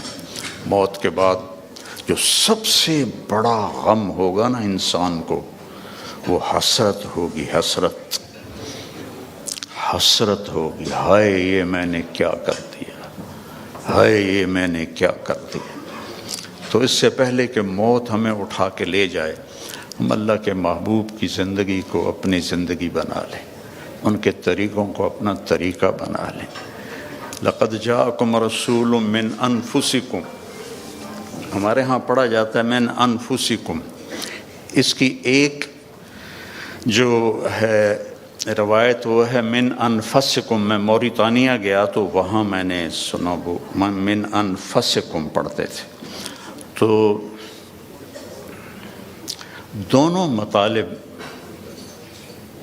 دونوں الفاظ میں 2 خوبصورت پہلو ہیں میرے نبی کے. من انفسکم آپ کے خاندان کو بتایا جا رہا، تم میں سے ہے، تم میں سے ہے، کوئی باہر سے نہیں آیا. اس کا حسب نسب تم سب کو معلوم ہے. اور کسی نبی کا نسب وہ آدم علیہ السلام تک نہیں جاتا، عدنان تک تو اتفاق ہے، اور ابراہیم علیہ السلام تک بخاری اور ابن اسحاق اس پر متفق ہیں، اور اس سے اگلا تورات سے لیا گیا ہے. تو ہر بڑے مصنف سیرت نے آپ کے نسب کو لکھا ہے آدم علیہ السلام تک. تو ایک دفعہ ہم نے اپنے خاندانی معلومات کے لیے ملتان کی یونین کونسل سے پرانا رجسٹر خریدا تھا. تو اس میں 1874 میں سب سے پہلے بندوبست ہوا تھا زمینوں کا، اس سے پہلے کا نہیں تھا. تو اس میں 19 نام میں نے دیکھے ہمارے بزرگوں کی، اور 20واں پھر میرا نام آتا تھا میرے باپ کے بعد. میں نے ان کو یاد کرنے کی کوشش کی کئی دفعہ، لیکن وہ میں یاد کرتا ہوں پھر مجھے بھول جاتے. لیکن اپنے نبی جن کا نسب آدم تک جاتا ہے، وہ مجھے اس طرح سینے پہ محفوظ ہو گیا کہ میں جب سلام پڑھنے جاتا ہوں روضہ مبارک پر، تو ہم ایک قدیم زمیندار خاندان سے میرا تعلق ہے، اور ہماری ایک ثقافت ہے، ایک تہذیب ہے، ہمارے مراسی ہوتے ہیں جو ہمارے باپ دادا کی پیڑھیاں جانتے ہیں، پھر آ کر ان کی جھوٹی تعریفیں کرتے ہیں، اور ان کا اور کوئی پیشہ نہیں ہوتا، صرف زبان دی کھٹی کھاندے، تو وہ پھر ہم سے پیسے بھی لے جاتے ہیں، بچوں کا علاج بھی، بچیوں کی شادیاں بھی، ٹوٹا گھر بنوانا بھی، یہ سارا کچھ میں کرتا ہوں، آج تک ان کے لیے کرتا ہوں، اور وہ جھوٹی تعریف کرتے ہیں۔ مثلا وہ پہلے کہتے ہیں دیر آباد، کبھی کسی کے دیر آباد رہیں؟ ویران ہوئے کہ نہیں ہوئے؟ سرداریاں قائم، کبھی کسی کی سرداری قائم رہی ہے؟ مٹ جاتی ہے، لیکن پھر بھی ہم خوش ہو کے ان کو دیتے ہیں۔ تو میں نے وہاں روضہ مبارک پہ کھڑے ہو کر کہا یا رسول اللہ، میں آپ کا میراثی بننا چاہتا ہوں، آپ کے گھر کا، خاندان کا، آج میں آپ کو سلام پیش کرتا ہوں۔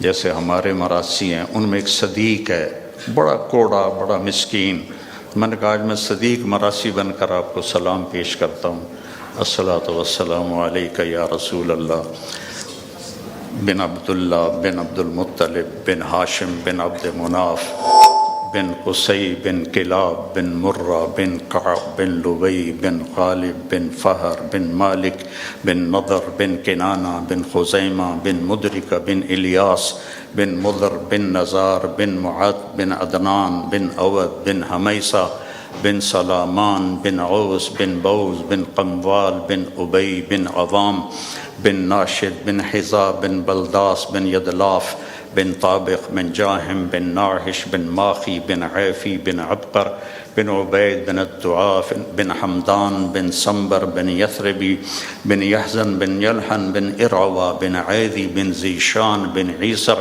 بن اقناد بن ایہام بن مقصر بن ناحذ بن زارع بن سمی بن مزی بن عوض بن عرام بن قیدار بن اسماعیل بن ابراہیم بن آذر بن ناحور بن سرود بن رعوب بن فائج بن عابر بن ارفقشاد بن سام بن نوح بن لامک بن متوشال بن ریس بن یرد بن ملحلئیل بن کینان بن آنوش بن شیس و بن آدم علیہ السلام سرداریاں قائم۔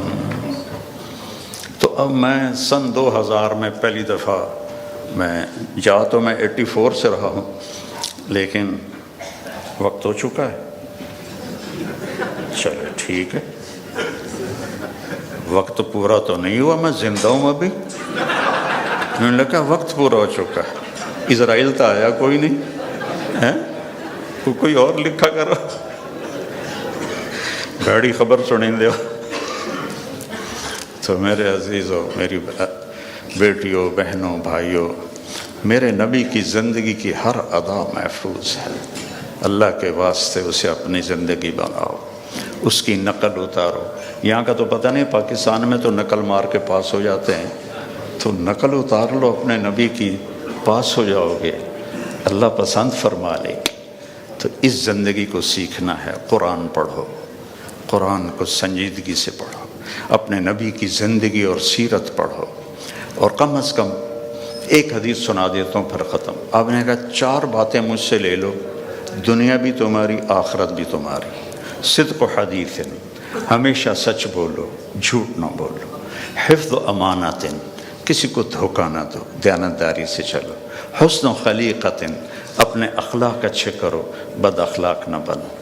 اور عفت فی طعمت، رزق حلال کماؤ، حرام نہ کماؤ۔ فرض نماز کے بعد، اور فرض روزوں کے بعد، اور زکوٰۃ حج اگر پیسہ ہے تو اس کے بعد، یہ صرف 10 لاکھ حدیثوں میں یہ ایک حدیث بتا۔ صدق و حدیث، سچ بولو۔ حفظ و امانت، دیانتدار رہو۔ حسن و خلیقت، اخلاق اچھے کرو۔ عفت فی طعمت، رزق حلال کماؤ، تو دنیا میں بھی موج ہے اور آخرت میں بھی موج ہے۔ السلام علیکم۔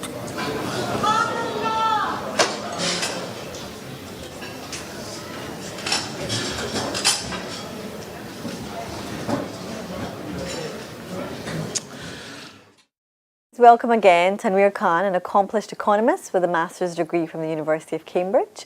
Last year, he was recognized as a finalist for the Community Champion Awards at the Local Government Information Unit Awards, driven by his belief that the internet should uplift everyone. And so he founded Leake, a marketplace with a purpose that donates profits to charity. I'm so excited to have you back with us, Tanweer. Thank you for staying on. So tell us more about Leake and how people can get involved.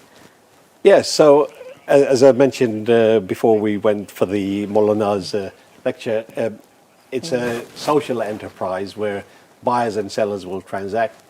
So what we are trying to say is any buyer that's on a different platform where they're paying a commission, they come onto Leake, they still get exactly the same, or the buyers still pay exactly the same amount.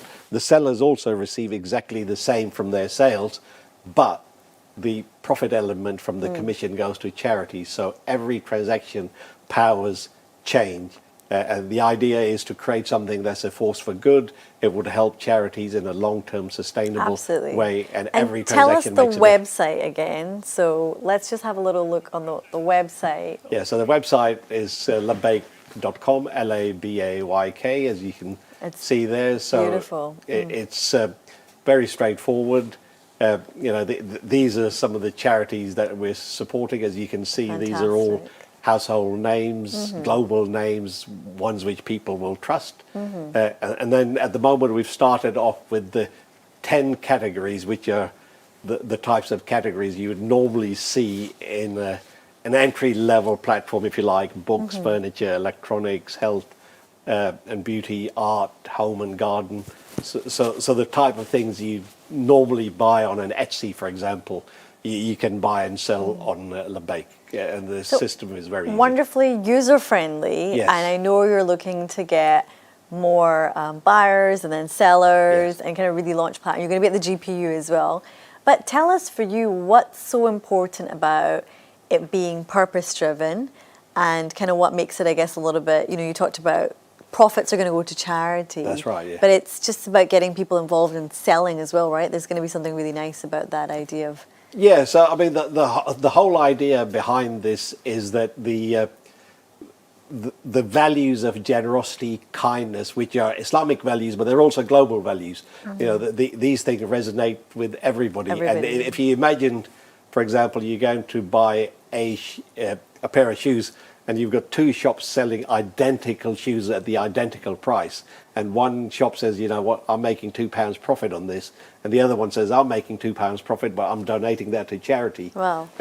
It's almost a no-brainer because you're not any worse off, but you know that by buying from one rather than the other, you've actually made a positive change in someone else's life. That's really beautiful. So the whole idea behind this is not to make money for shareholders, but to democratize the internet, if you like, and help society at large. And I don't think there is anything better than helping others, at least in an Islamic context. Absolutely. And can anyone use the platform? Do you have to be Muslim?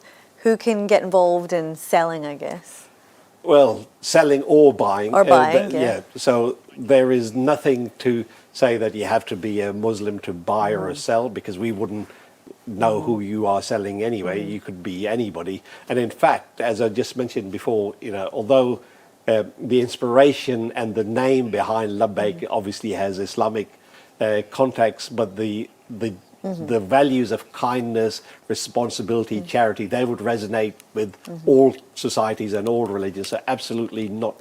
You don't have to be a Muslim. And in fact, as you saw earlier from the website, there were only two charities listed there that were religious in their context. One of them was Islamic Relief, and the other one was the Salvation Army. And if you know the history of the Salvation Army, it's actually a Christian church. Absolutely. So no, you don't have to be Muslim at all. And so it's buyers, sellers, or charities.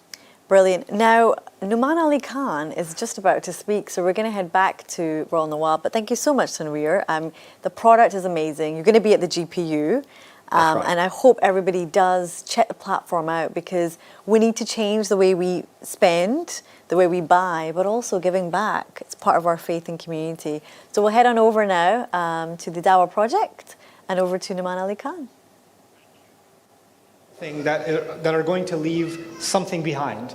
And so the word build leaves a lot to be desired, while the word ya'muru, the Arabic version of this word that's used in this ayah, is actually it's a profoundly rich word. So I want to tell you some things about this word, and then we'll come back to this concept of quote-unquote building masajid. The first thing you need to know about al-imara, Imam Raghib al-Isfahani describes this as naqidul kharab. That imara actually is the opposite of decomposition. So for example, if somebody's teeth are rotting and they go to the dentist and now they're trying to rebuild their gums and reinforce and etc., they're engaged in the process of reformation or reconstruction or development and maintenance. That's actually imara. Imara is not construction itself, it's to keep something from falling apart, actually. In its original meaning, it's to keep something from falling apart. Then, al-umur, ismun li muddati imarati al-badan bil-hayat. As long as the body is capable of keeping decomposition from happening, because a corpse decomposes. But so long as your body is able to keep itself from decomposing, that's called your umr, which is, even Urdu speakers, aapki umr kitni hai, etc., right? We say umr for lifespan. But it's actually the prevention of decomposition is why it's called umr. We use the word al-i'timar wal-umrah, like when we go to make umrah, famous word from the same origin. And it's actually used, al-umratu az-ziyada allati fiha imaratul wud. Linguists argue that this word is used because every time you do umrah, you are keeping your heart, the love you have of Allah from decomposing, and you're rebuilding it. That's actually why it's called umrah. It's rejuvenating life into you and a restoration of Allah's love into you when you go for umrah. The word amar, or imar also, was used for the turban. One of the words, many Arabs had many words for the turban, and one of them was amar, and that was to preserve the status of the tribe leader. They had a certain kind of turban, and so this was actually a symbol of their leadership, so that people give them the proper respect and don't reduce them from that status. And the other implication of that is they wore it during tough weather, so they don't want pebbles flying and hitting them on the head, etc., right? And so they wore that as a means of protection from injury. And finally, just one more interesting observation: al-amr bis-sukun, al-amr. اللحم الذي يعمر به ما بين الأسنان, the gums between our teeth that keep the teeth in their place, because if the gums deteriorate, your teeth are gonna I'm butchering dentistry. If there's a dentist, I offended you, I apologize. But just talking about the ancient Arabs, the gums between our teeth that keep the teeth in their place and keep them healthy are actually called amr also. That's what they're called. Now, with this background in mind, the idea is to make sure you're constantly rejuvenating something to make sure it doesn't decompose. And what is a body? When a body decomposes, it has no life left. When a building decomposes, its structural integrity is being compromised. You have to keep reinforcing it and making sure it's providing the function that it's engaged for. A car, if you're constantly maintaining your car or your device or whatever else, you're doing imara of it, a constant maintenance. Now that word is being used for the houses of worship. The Christian religion has churches, and the Jewish religion has synagogues, and Hindu religions have temples. And the Muslims have the masajid, the places where sajda is done, humility is shown to God. And Allah is saying these are not places that just get built. They're not just buildings that get built and then maintained. The windows are maintained and the doors are maintained. Actually, they're maintaining something much deeper. And the people who do them, they don't just make them. Amara, it's not the past tense. Ya'muru, they keep on reinforcing and rejuvenating them. In other words, it's very possible that something was built with the right reasons, and then egos came in, and politics came in, and cult personalities came in, and clashes came in, and greed came in, and corruption came in. And even though the masjid looks beautiful, and more people are coming, and they were able to raise more and more money for whatever purpose, it's no longer a living body, it's a corpse. And its spirit is actually deteriorating. It's a remarkable phrase that's used to describe the spirit of the masjid. Now, who are the people who do this? It's not just talking about, at a surface level you could say, Allah is going to talk about people who donate to give to a masjid. But Allah is not interested in the building of a masjid. Allah is interested in the rejuvenation and the maintenance of the houses of worship. And who are the people who are going to do this? Man amana billahi wal yawmil akhir. The first criteria Who are the kinds of people who will commit themselves to something like that? Are people who believe in Allah and the last day. Now why is that important? Because believing in God is easy, but believing in a God that you're going to face one day and you're going to answer to one day is a completely different concept of God. You can have a flowery, easy, relaxed concept of the Lord by which you believe in His existence. He's great, He created, God is love and all of it, but you owe no explanation to Him. You have no responsibility to Him. Or you can give Him whatever you feel like, and that's okay because He's pretty kind. You don't have to answer for anything else. In other words, give to Caesar what is to Caesar, give to God what is to God, right? So you could separate those two, and you could say, this part of my life is for me, and these 30 minutes at Jum'ah, that's for Allah, and that's the rest of my life is my life. Stay out of it, basically, right?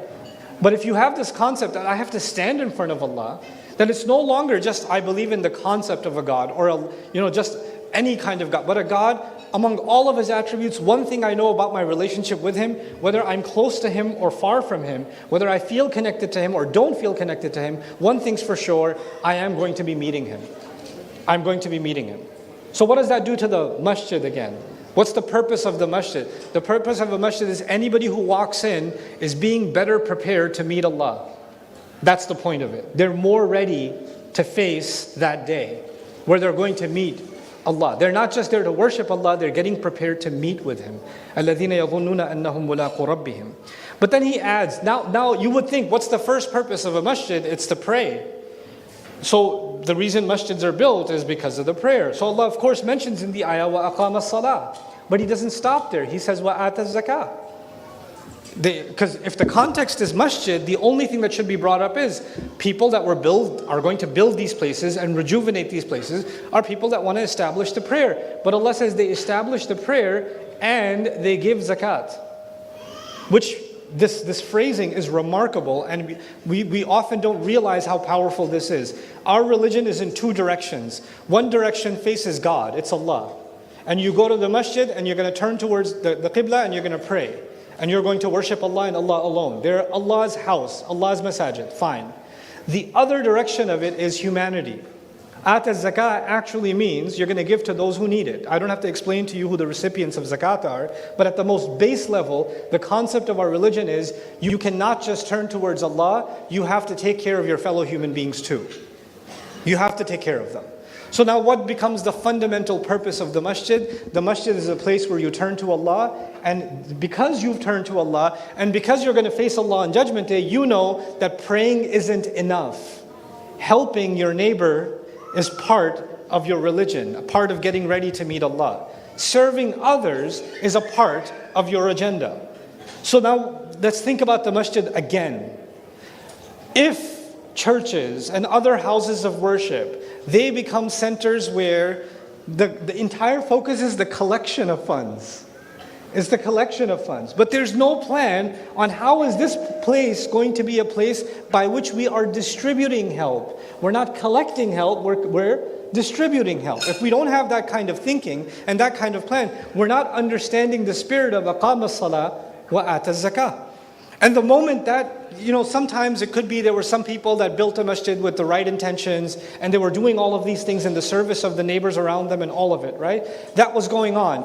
But then they got old and they, elections happened and a new board of trustees came in and another generation comes in or some other group comes in. And now we're going in a different direction. We need to expand. We need more fancy chandeliers. We need a more lush carpet. We need this, we need that, we need the other. Priorities change and priorities shift away from these fundamental priorities. These fundamentals that Allah mentioned in this ayah. And this ayah isn't just, by the way, if you help in the building of a masjid, you're the best. No. Allah didn't give us this blank check in this ayah. Actually, the ending of this ayah is one of the scariest things you'll read about doing a good deed. Allah could have said, if you help in the building of a masjid, the people who believe in Allah, the last day, establish the prayer, give zakah, وَلَمْ يَخْشَ إِلَّا اللَّهِ, and while they weren't afraid of anyone but Allah. They were not afraid. Listen to this. Why would Allah say people who build the masjid are not afraid of anyone but Allah? Because when a masjid gets built, it's not just the worship of Allah that comes into a region. It's also the beauty and the justice of Islam, the care of Islam that comes into a region. Ita'uz zakah is actually pointing in that direction. And when that happens, people are offended. Hey, why are you helping these people? Why are you transforming this neighborhood? Why are you changing the status quo here? We want to keep things as they are. This was a poor neighborhood. It's no longer poor in 10 years because a masjid came here, right? And if there is a neighborhood that was poor, and then a masjid came there, and 20 years later, it's still a poor neighborhood, that masjid hasn't done its job. That's actually the case. And if it has done its job and prosperity has come, there are people who benefit from keeping places ghettoized. There are people who benefit from the generation of poverty. And when you start challenging that, there are going to be people that are going to try to shut these efforts down. And so, وَلَمْ يَخْشَ إِلَّا اللَّهِ is a natural consequence of the building of the houses of Allah. And they're not going to fear anyone other than Allah. They're not going to build these places and be afraid of powers that be or businesses or, let's take it even a step further. Then there are places that become so obsessed with expansion that they say, we don't want to offend our donors. Right, which happens among politicians, right? Because if your party is being funded by a certain group, then you never want to open your mouth against that group because the well will dry up real quick.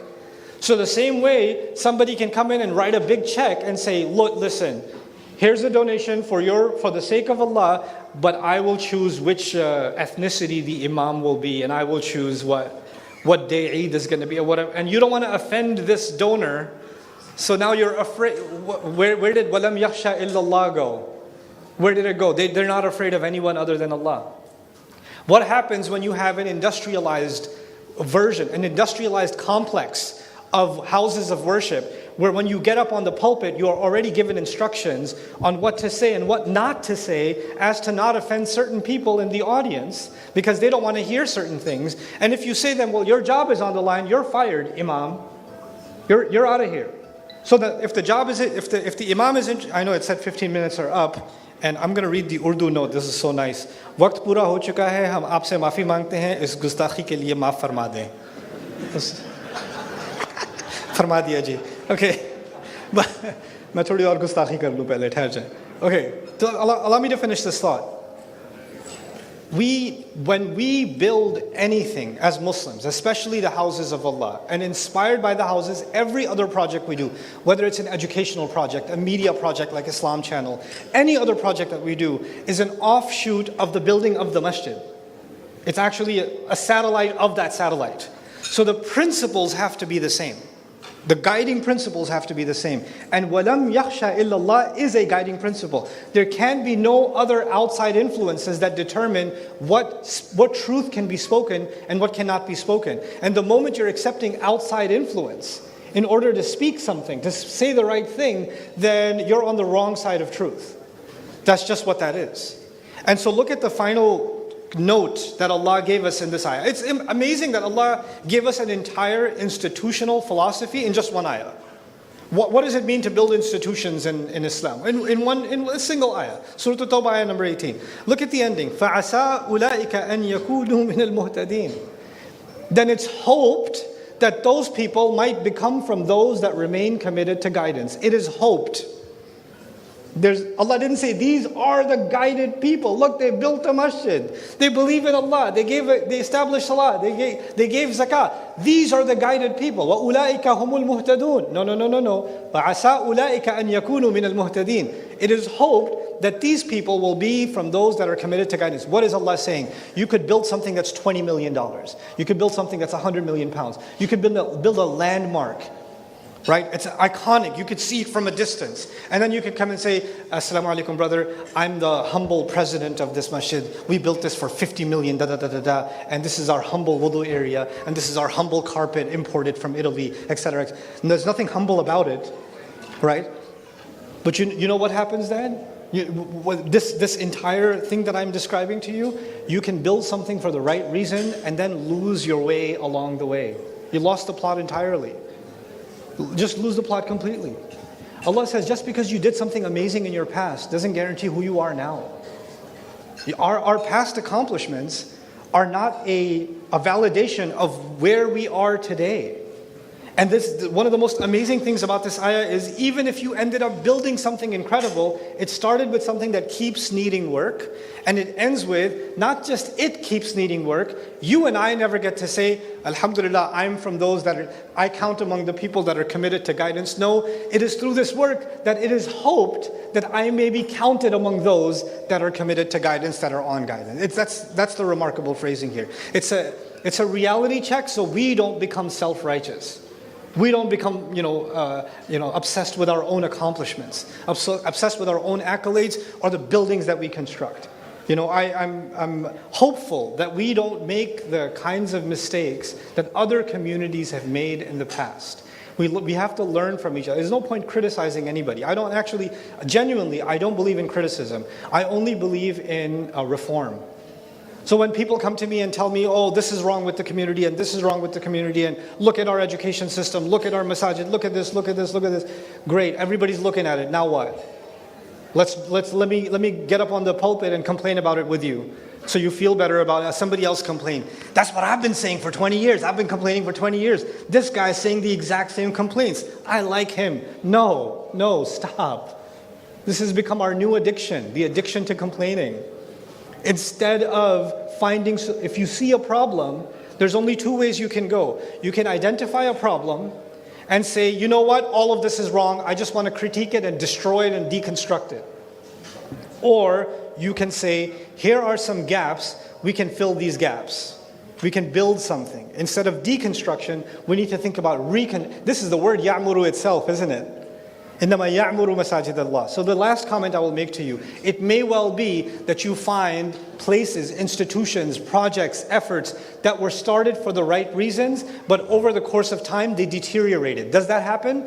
Does an Islamic school deteriorate? Does a masjid deteriorate? And I'm not talking about the buildings and the doors and the carpets. I'm talking about the purpose, the intent, the services of that place. It could happen. Now you have two options. You know what? We need to build a new place. This place is messed up. We're going to do things differently. Guess what's going to happen to you 20 years from now? Somebody else is going to look at your place and say, this place is messed up, we need to build another new. So we're going to have a bunch of dilapidated places. Broken. Instead of going to a place and say, how do we better this? Instead of criticizing, how do we better this? How do we improve this? How do we fill the gaps? It was so easy to give up on what has experienced deterioration. And this is the attitude that has made us, even if you look at the Islamic discourse online, so much of it is about criticism and so little of it is about actual reform. Let's build something. Let's identify the problem and now let's identify proper solutions so we can work together. Right? And until we have that attitude, that ya'muru attitude, we're not going to get anywhere. May Allah Azza wa Jal make this masjid that's being built an example of that, and masajid around the world. And I apologize for taking more than my time. Jazakumullahu khairan. Assalamu alaikum wa rahmatullahi ta'ala wa barakatuh.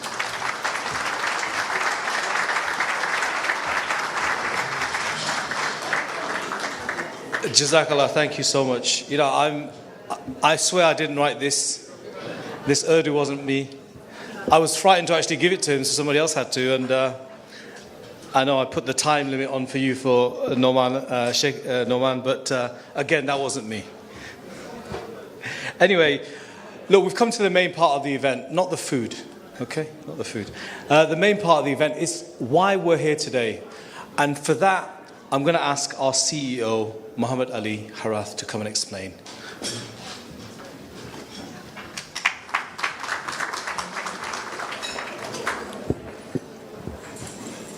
Assalamu alaikum wa rahmatullahi wa barakatuh. Can I please have your attention for a few minutes only? Welcome back, everyone. A really powerful and inspiring speech by Maulana Ali Khan there. I'm really delighted to be back with Tanveer Khan talking about Leake, a really incredible and pioneering online marketplace. I guess, we've been through the journey of the show together now, Tanveer, but maybe a message for those who are coming to GPU as to why they should get involved, or maybe read up a little bit more. I mean, what are some key messages in terms of why this is important to the change that we need to see in the marketplace, more ethical, but also, I guess, to the causes that matter and how we can kind of maybe use this platform to change things, because that is essentially what you're inviting everybody to do, which is change. Yeah, so thank you, Zara. You're absolutely right. The whole idea about Labbaik is that every purchase powers change. So the message to people who are coming to the GPU is come and see us, come and learn about Labbaik. But more importantly, if you are a seller, come and join the platform, because to build a marketplace like this, it requires network effects where people tell other people, and then we get sellers on board, and then you tell buyers. And that's how the whole ecosystem will develop. And if you imagine the size of e-commerce at the moment, you look at companies like Amazon and eBay or Etsy, these are 10 billion or 100 billions worth of market value because they're making all this profit. And imagine even if you could capture a tiny fraction of that, what a difference it would make to people all over the world. You look at some of the charities we mentioned, for example, Medics in Palestine, or Great Ormond Street Hospital, or Shelter that are doing work for the homeless, Islamic Relief, the UNICEF. There is so much good that the power of the internet would allow you to do. And ultimately, we're in this life to make a difference, make a change. And if we can make a positive change. So, Tanweer, how can people get in touch, find out more? How can they contact you and, I guess, get involved, buy, sell, and make a difference using e-commerce? Yeah, so the easiest way would be to set up an account on labbaik.com. It's very, very simple. If you've got an item to sell, you just come on there and you'll create an account. It'll take you through the process. It'll verify your bank details, etc., because ultimately you want to get paid as well. And it's a very seamless process. If you've used any other online marketplace, this should be no different. The only difference here is that you're actually making the world a better place. Wow, what a powerful message to everybody. And I just hearing your story, Tanweer, and your passion for it, I'm really excited. So do check out and go meet Tanweer at the GPU. I believe before we go to our final guest, we have got some callers on the line who have been waiting. Thank you so much, waiting. Assalamu alaikum, can you hear me? Assalamu alaikum, can you hear me? Okay, we're just going to... They've been waiting so long, and we're thanking you so much. Assalamu alaikum, caller. Can you hear me?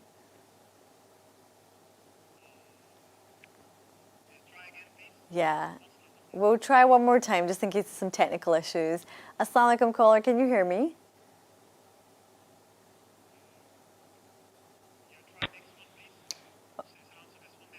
Yeah, there might be someone else on the line. I wonder if you can hear me. Assalamu alaikum. Hello. Assalamu alaikum, can you hear me? Yeah, there might be someone else on the line. I wonder if you can hear me. So if you may want to... Yeah, so you might want to put your television volume down. Yeah, can you hear me? Yeah, that's better. Thank you so much for waiting. What's your name? This is the benefits of live television, everyone. We're always just trying to work it out. We've got callers on waiting for GPU tickets, so we're really excited to speak to them. Let's try again. Assalamu alaikum. Can you hear me? Yeah, my name is Hassan. Hassan? Oh, thank you so much, Hassan. So do you want to tell us a little bit about yourself? Islam. So are you looking forward to the GPU? Yeah, I've just literally put the TV on today, and I'm trying to get tickets for the GPU festival. I've been looking forward to it for quite a while. I'm a police officer, and I just wanted to attend the event. Amazing. So are you ready to win 2 tickets?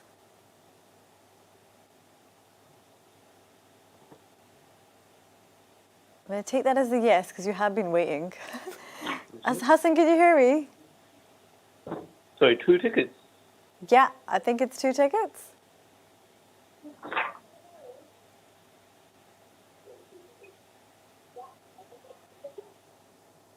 So we're just going to check if the technical, I think there's a few technical issues there.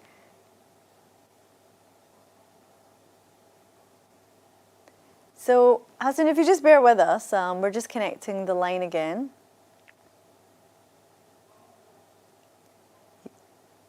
Yeah, so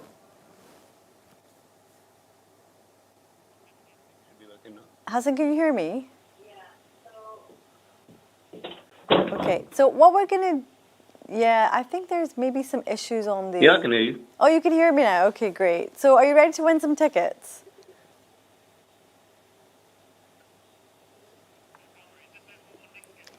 Okay.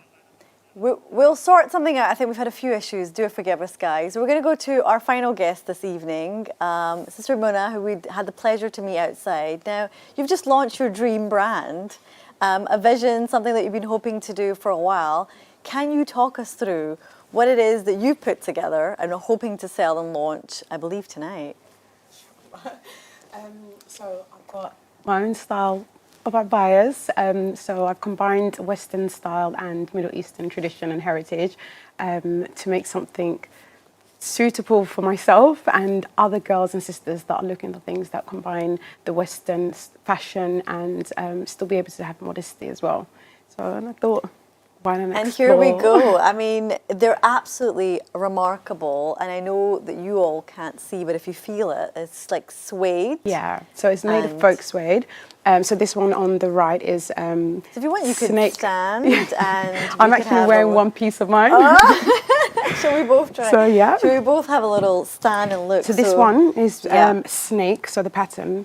Okay, so it's not a real snake, No, everyone, just to let you know. So it's satin, is soft satin, so Indonesian satin. Right. So on inside you can see the very, very inside light. of it. And so super light, perfect for really everything, to be honest, isn't it? I put underneath a dress, so you can wear it with any type of dress. You can absolutely dress it up. Now this one really caught my attention, being from Scotland myself. Yeah. A lot of abayas can't really cope with Scottish weather. It's cold. I mean, we're in the UK. A lot of abayas fly around, but this is just I mean, I don't think I've ever seen anything like it, to be honest. So they come in 4 different colours, olive, burnt red, brown and the cream. Amazing. So I took the initial idea from suede, so real suede is very expensive and it's an animal, so I couldn't really it's get probably that. a little bit ethical So issues on that, so it's much thicker. It does keep you really warm, suitable for the weather for the UK. Scotland as well. And Scotland, yeah, you've included us in it. Yeah, and it feels so nice. It's so soft. I was really impressed with it myself. That I started wearing it more often. So tell us, Mona, in terms of the style. So you brought yourself into the clothes. Yeah. But what is your kind of vision in terms of you're going to be selling them? You've got your own e-store? So inshallah, so I have an online store that launches today. It's got oh my gosh, 2 hours today tonight. So midnight at midnight. Inshallah, midnight it'll be launched. So it's lejaneByMona.com. Amazing. And it has I have 6 different styles and designs on there, so you can see. You can now see it, and I think there's a countdown. 2 hours and 8 minutes. Oh my inshallah. gosh! Wow. Okay. So it's. I've been wanting to do abayas for so long, but I never gave myself the time to actually do it. This time round, I thought, my husband said he would look after kids for a month. Why don't I go? So I went and decided to roam the fabric stores in Dubai, the markets, and you do get lost because there's so much fabric that are beautiful that you even lose track of what you wanted to initially want to start. I was looking, when I was doing it, I was looking more of what would be suitable for the UK, what would be suitable for girls that still want their fashion, they still want to wear like pants, cargo pants, jeans and everything. And I think I wear this with so many different outfits. I think what you've captured is really the young market, which are looking for a British trend on abaya. And not everybody wants to wear black, not everybody wants to wear the kind of really traditional. Give us more colours, neutral palette, but also really urban and quite stylish and chic. I think you've captured so many different trends. How important is this business to you? It is very important because it's an identity. It's an identity, and I've used all 6 abayas that I've made. Each one represents different personalities of my own. Wow, 6 personalities. So I do. It's strange because I didn't realize I was doing it subconsciously. I was making things that I would wear for myself, and I'm sure that there are many girls out there that would love and.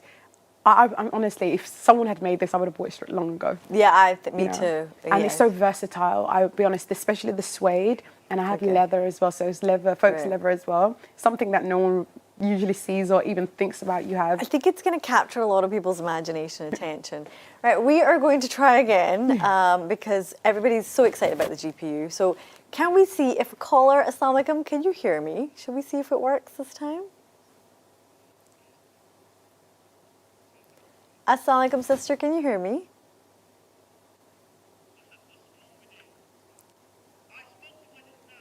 So I think, you know what, it's one of these things, ladies and gentlemen, you know, if you are there, keep trying, and we'll go back to Muna because she's equally lovely. So Muna, in terms of the shop, you're going to be selling lots of different styles of abaya, and you're going to be at the GPU as well. So you're going to bring your outfit. Yes, I will bring all 6. Okay, good. And so in terms of like producing them, have you got quantities? Yes, I did. I do have some bespoke? inventory, Oh, you've got but some I didn't inventory. want to do too much because obviously it's the beginning of a You're business. just launching, so yeah, we it's just don't have like launching. hundreds of thousands. No, inshallah. khair one But day. in some ways, that makes it very bespoke and kind Yes. of, it's like, once it's gone, and people kind of like that. And this is an autumn collection, so once the autumn's finished, We're winter, going to inshallah. get into, then you've got so many other collections to go. Inshallah. So people can purchase at yes, the GPU. at the GPU and online as And well. online, So at the GPU, I'll be at the store C11. inshallah. C11, amazing. Yeah, and then you can catch me online as well.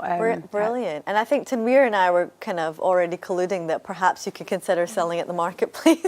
I mean, I think the great thing about new brands, and both of you being entrepreneurs, to be honest, is you're taking a bit of yourself to the world and saying, hey, what about this idea? Because what you're saying, Mon, obviously is, whilst you're both selling a product, you're actually selling something different for people, to say that everyone has a place and a part to shine. And I think with your collection, it is so different because you bring yourself. And that's what I really wanted, authenticity and something that represents being British as well. Absolutely. And Mona, what's your background then? So I'm guessing you're not, this isn't your... No, so I'm Somali.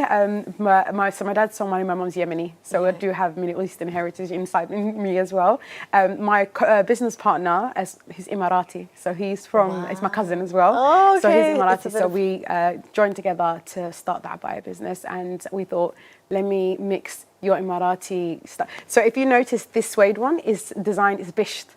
So if you know the Saudi men or the Emirati men, the big clothes, you know, the big gold ones. Very famously, the World Cup, we did see Messi wear a bish. So that's this the is only design. time I knew what it was, to be honest. I didn't know before that. Yeah, so that one, I got the idea and started with that shape. So we're going to give it another bash. Assalamu alaikum. Caller, can you hear me? Yeah, walaikum salam. How are you? I'm good, thank you. How are you? Thank you so much for waiting. Are you ready for the GPU? Are you excited to win some tickets? Yes, I am. At the last GPU, I won 4 tickets. Oh, wow. At the last GPU. Okay, amazing. Yeah, I went to every single one, and the last time I won 4 tickets. Wow, mashallah. Okay, so I think you've got a lucky streak then, definitely. Hopefully, inshallah. Absolutely. So in terms of, so you've been to all the GPUs? Yes, I have. Oh, mashallah. Okay, so you ready to answer the question then? Yes, go ahead. Okay, so we've got the question on the screen. What is the primary ingredient in falafel? Chickpeas. I love falafel. Okay, well, I'm going to just say the options anyway. Chickpeas, lentils, potatoes, or rice. And I'm guessing you're going to go for a very strong chickpeas. Yeah, that's it, yeah. So, hey, congratulations. You've done it again. We'll be really happy to send you your GPU tickets. Okay. Yeah, stay on the phone and our team will take your details. Thank you so much, sister, for calling in. Thank you so much. Jazakallah khair. Have a lovely evening. You too. We'll see you at the weekend. Okay, brilliant. Okay, coming back to the studio now. So we're in the last part of the show now. Is there a message you want to give to young girls, how they're feeling about, I know you're selling abayas, but part of it, what you're really selling is confidence. Yeah. So is there a message that may be part of your story as to why, what we wear makes us feel good sometimes, right? And Yeah, also, absolutely. And I'll say, don't feel like you have to struggle between being fashionable and modest. And this is one of the reasons why I designed it and made it specifically for young girls that are struggling with their fashion and modesty. And I don't want them to feel like they have to sacrifice either. you know, and it's important. Come and see at the stall, C11, That's it. Come feel, see the try it GPU. on. There'll be a mirror as well, try it on, see for yourself. And as I said, it's so versatile. You can wear it with practically anything and everything. Brilliant. Thank you so much, both of you, Tanweer, Mona. You've been very patient guests and also wonderful too. We have covered so much in the many hours that we've been on the show. You missed it, we made Afghani meatballs, we were looking at storybooks, we've had oud, we've had Leake, Cola and Leake Marketplace. There's a lot of Leake happening. And we finished on a fabulous note with cutting edge style and outfits hitting London streets and launching tonight in 2 hours. I've had an incredible time. We've got the GPU just around the corner. Please do check out the website to get your tickets. There's so many performances, events, seminars, workshops, stalls. I think it's going to be an epic time and really something to bring all the kids to. So that's everything from me today. Assalamu alaikum everyone, and I hope you've enjoyed the show. Take care and I'll see you next time.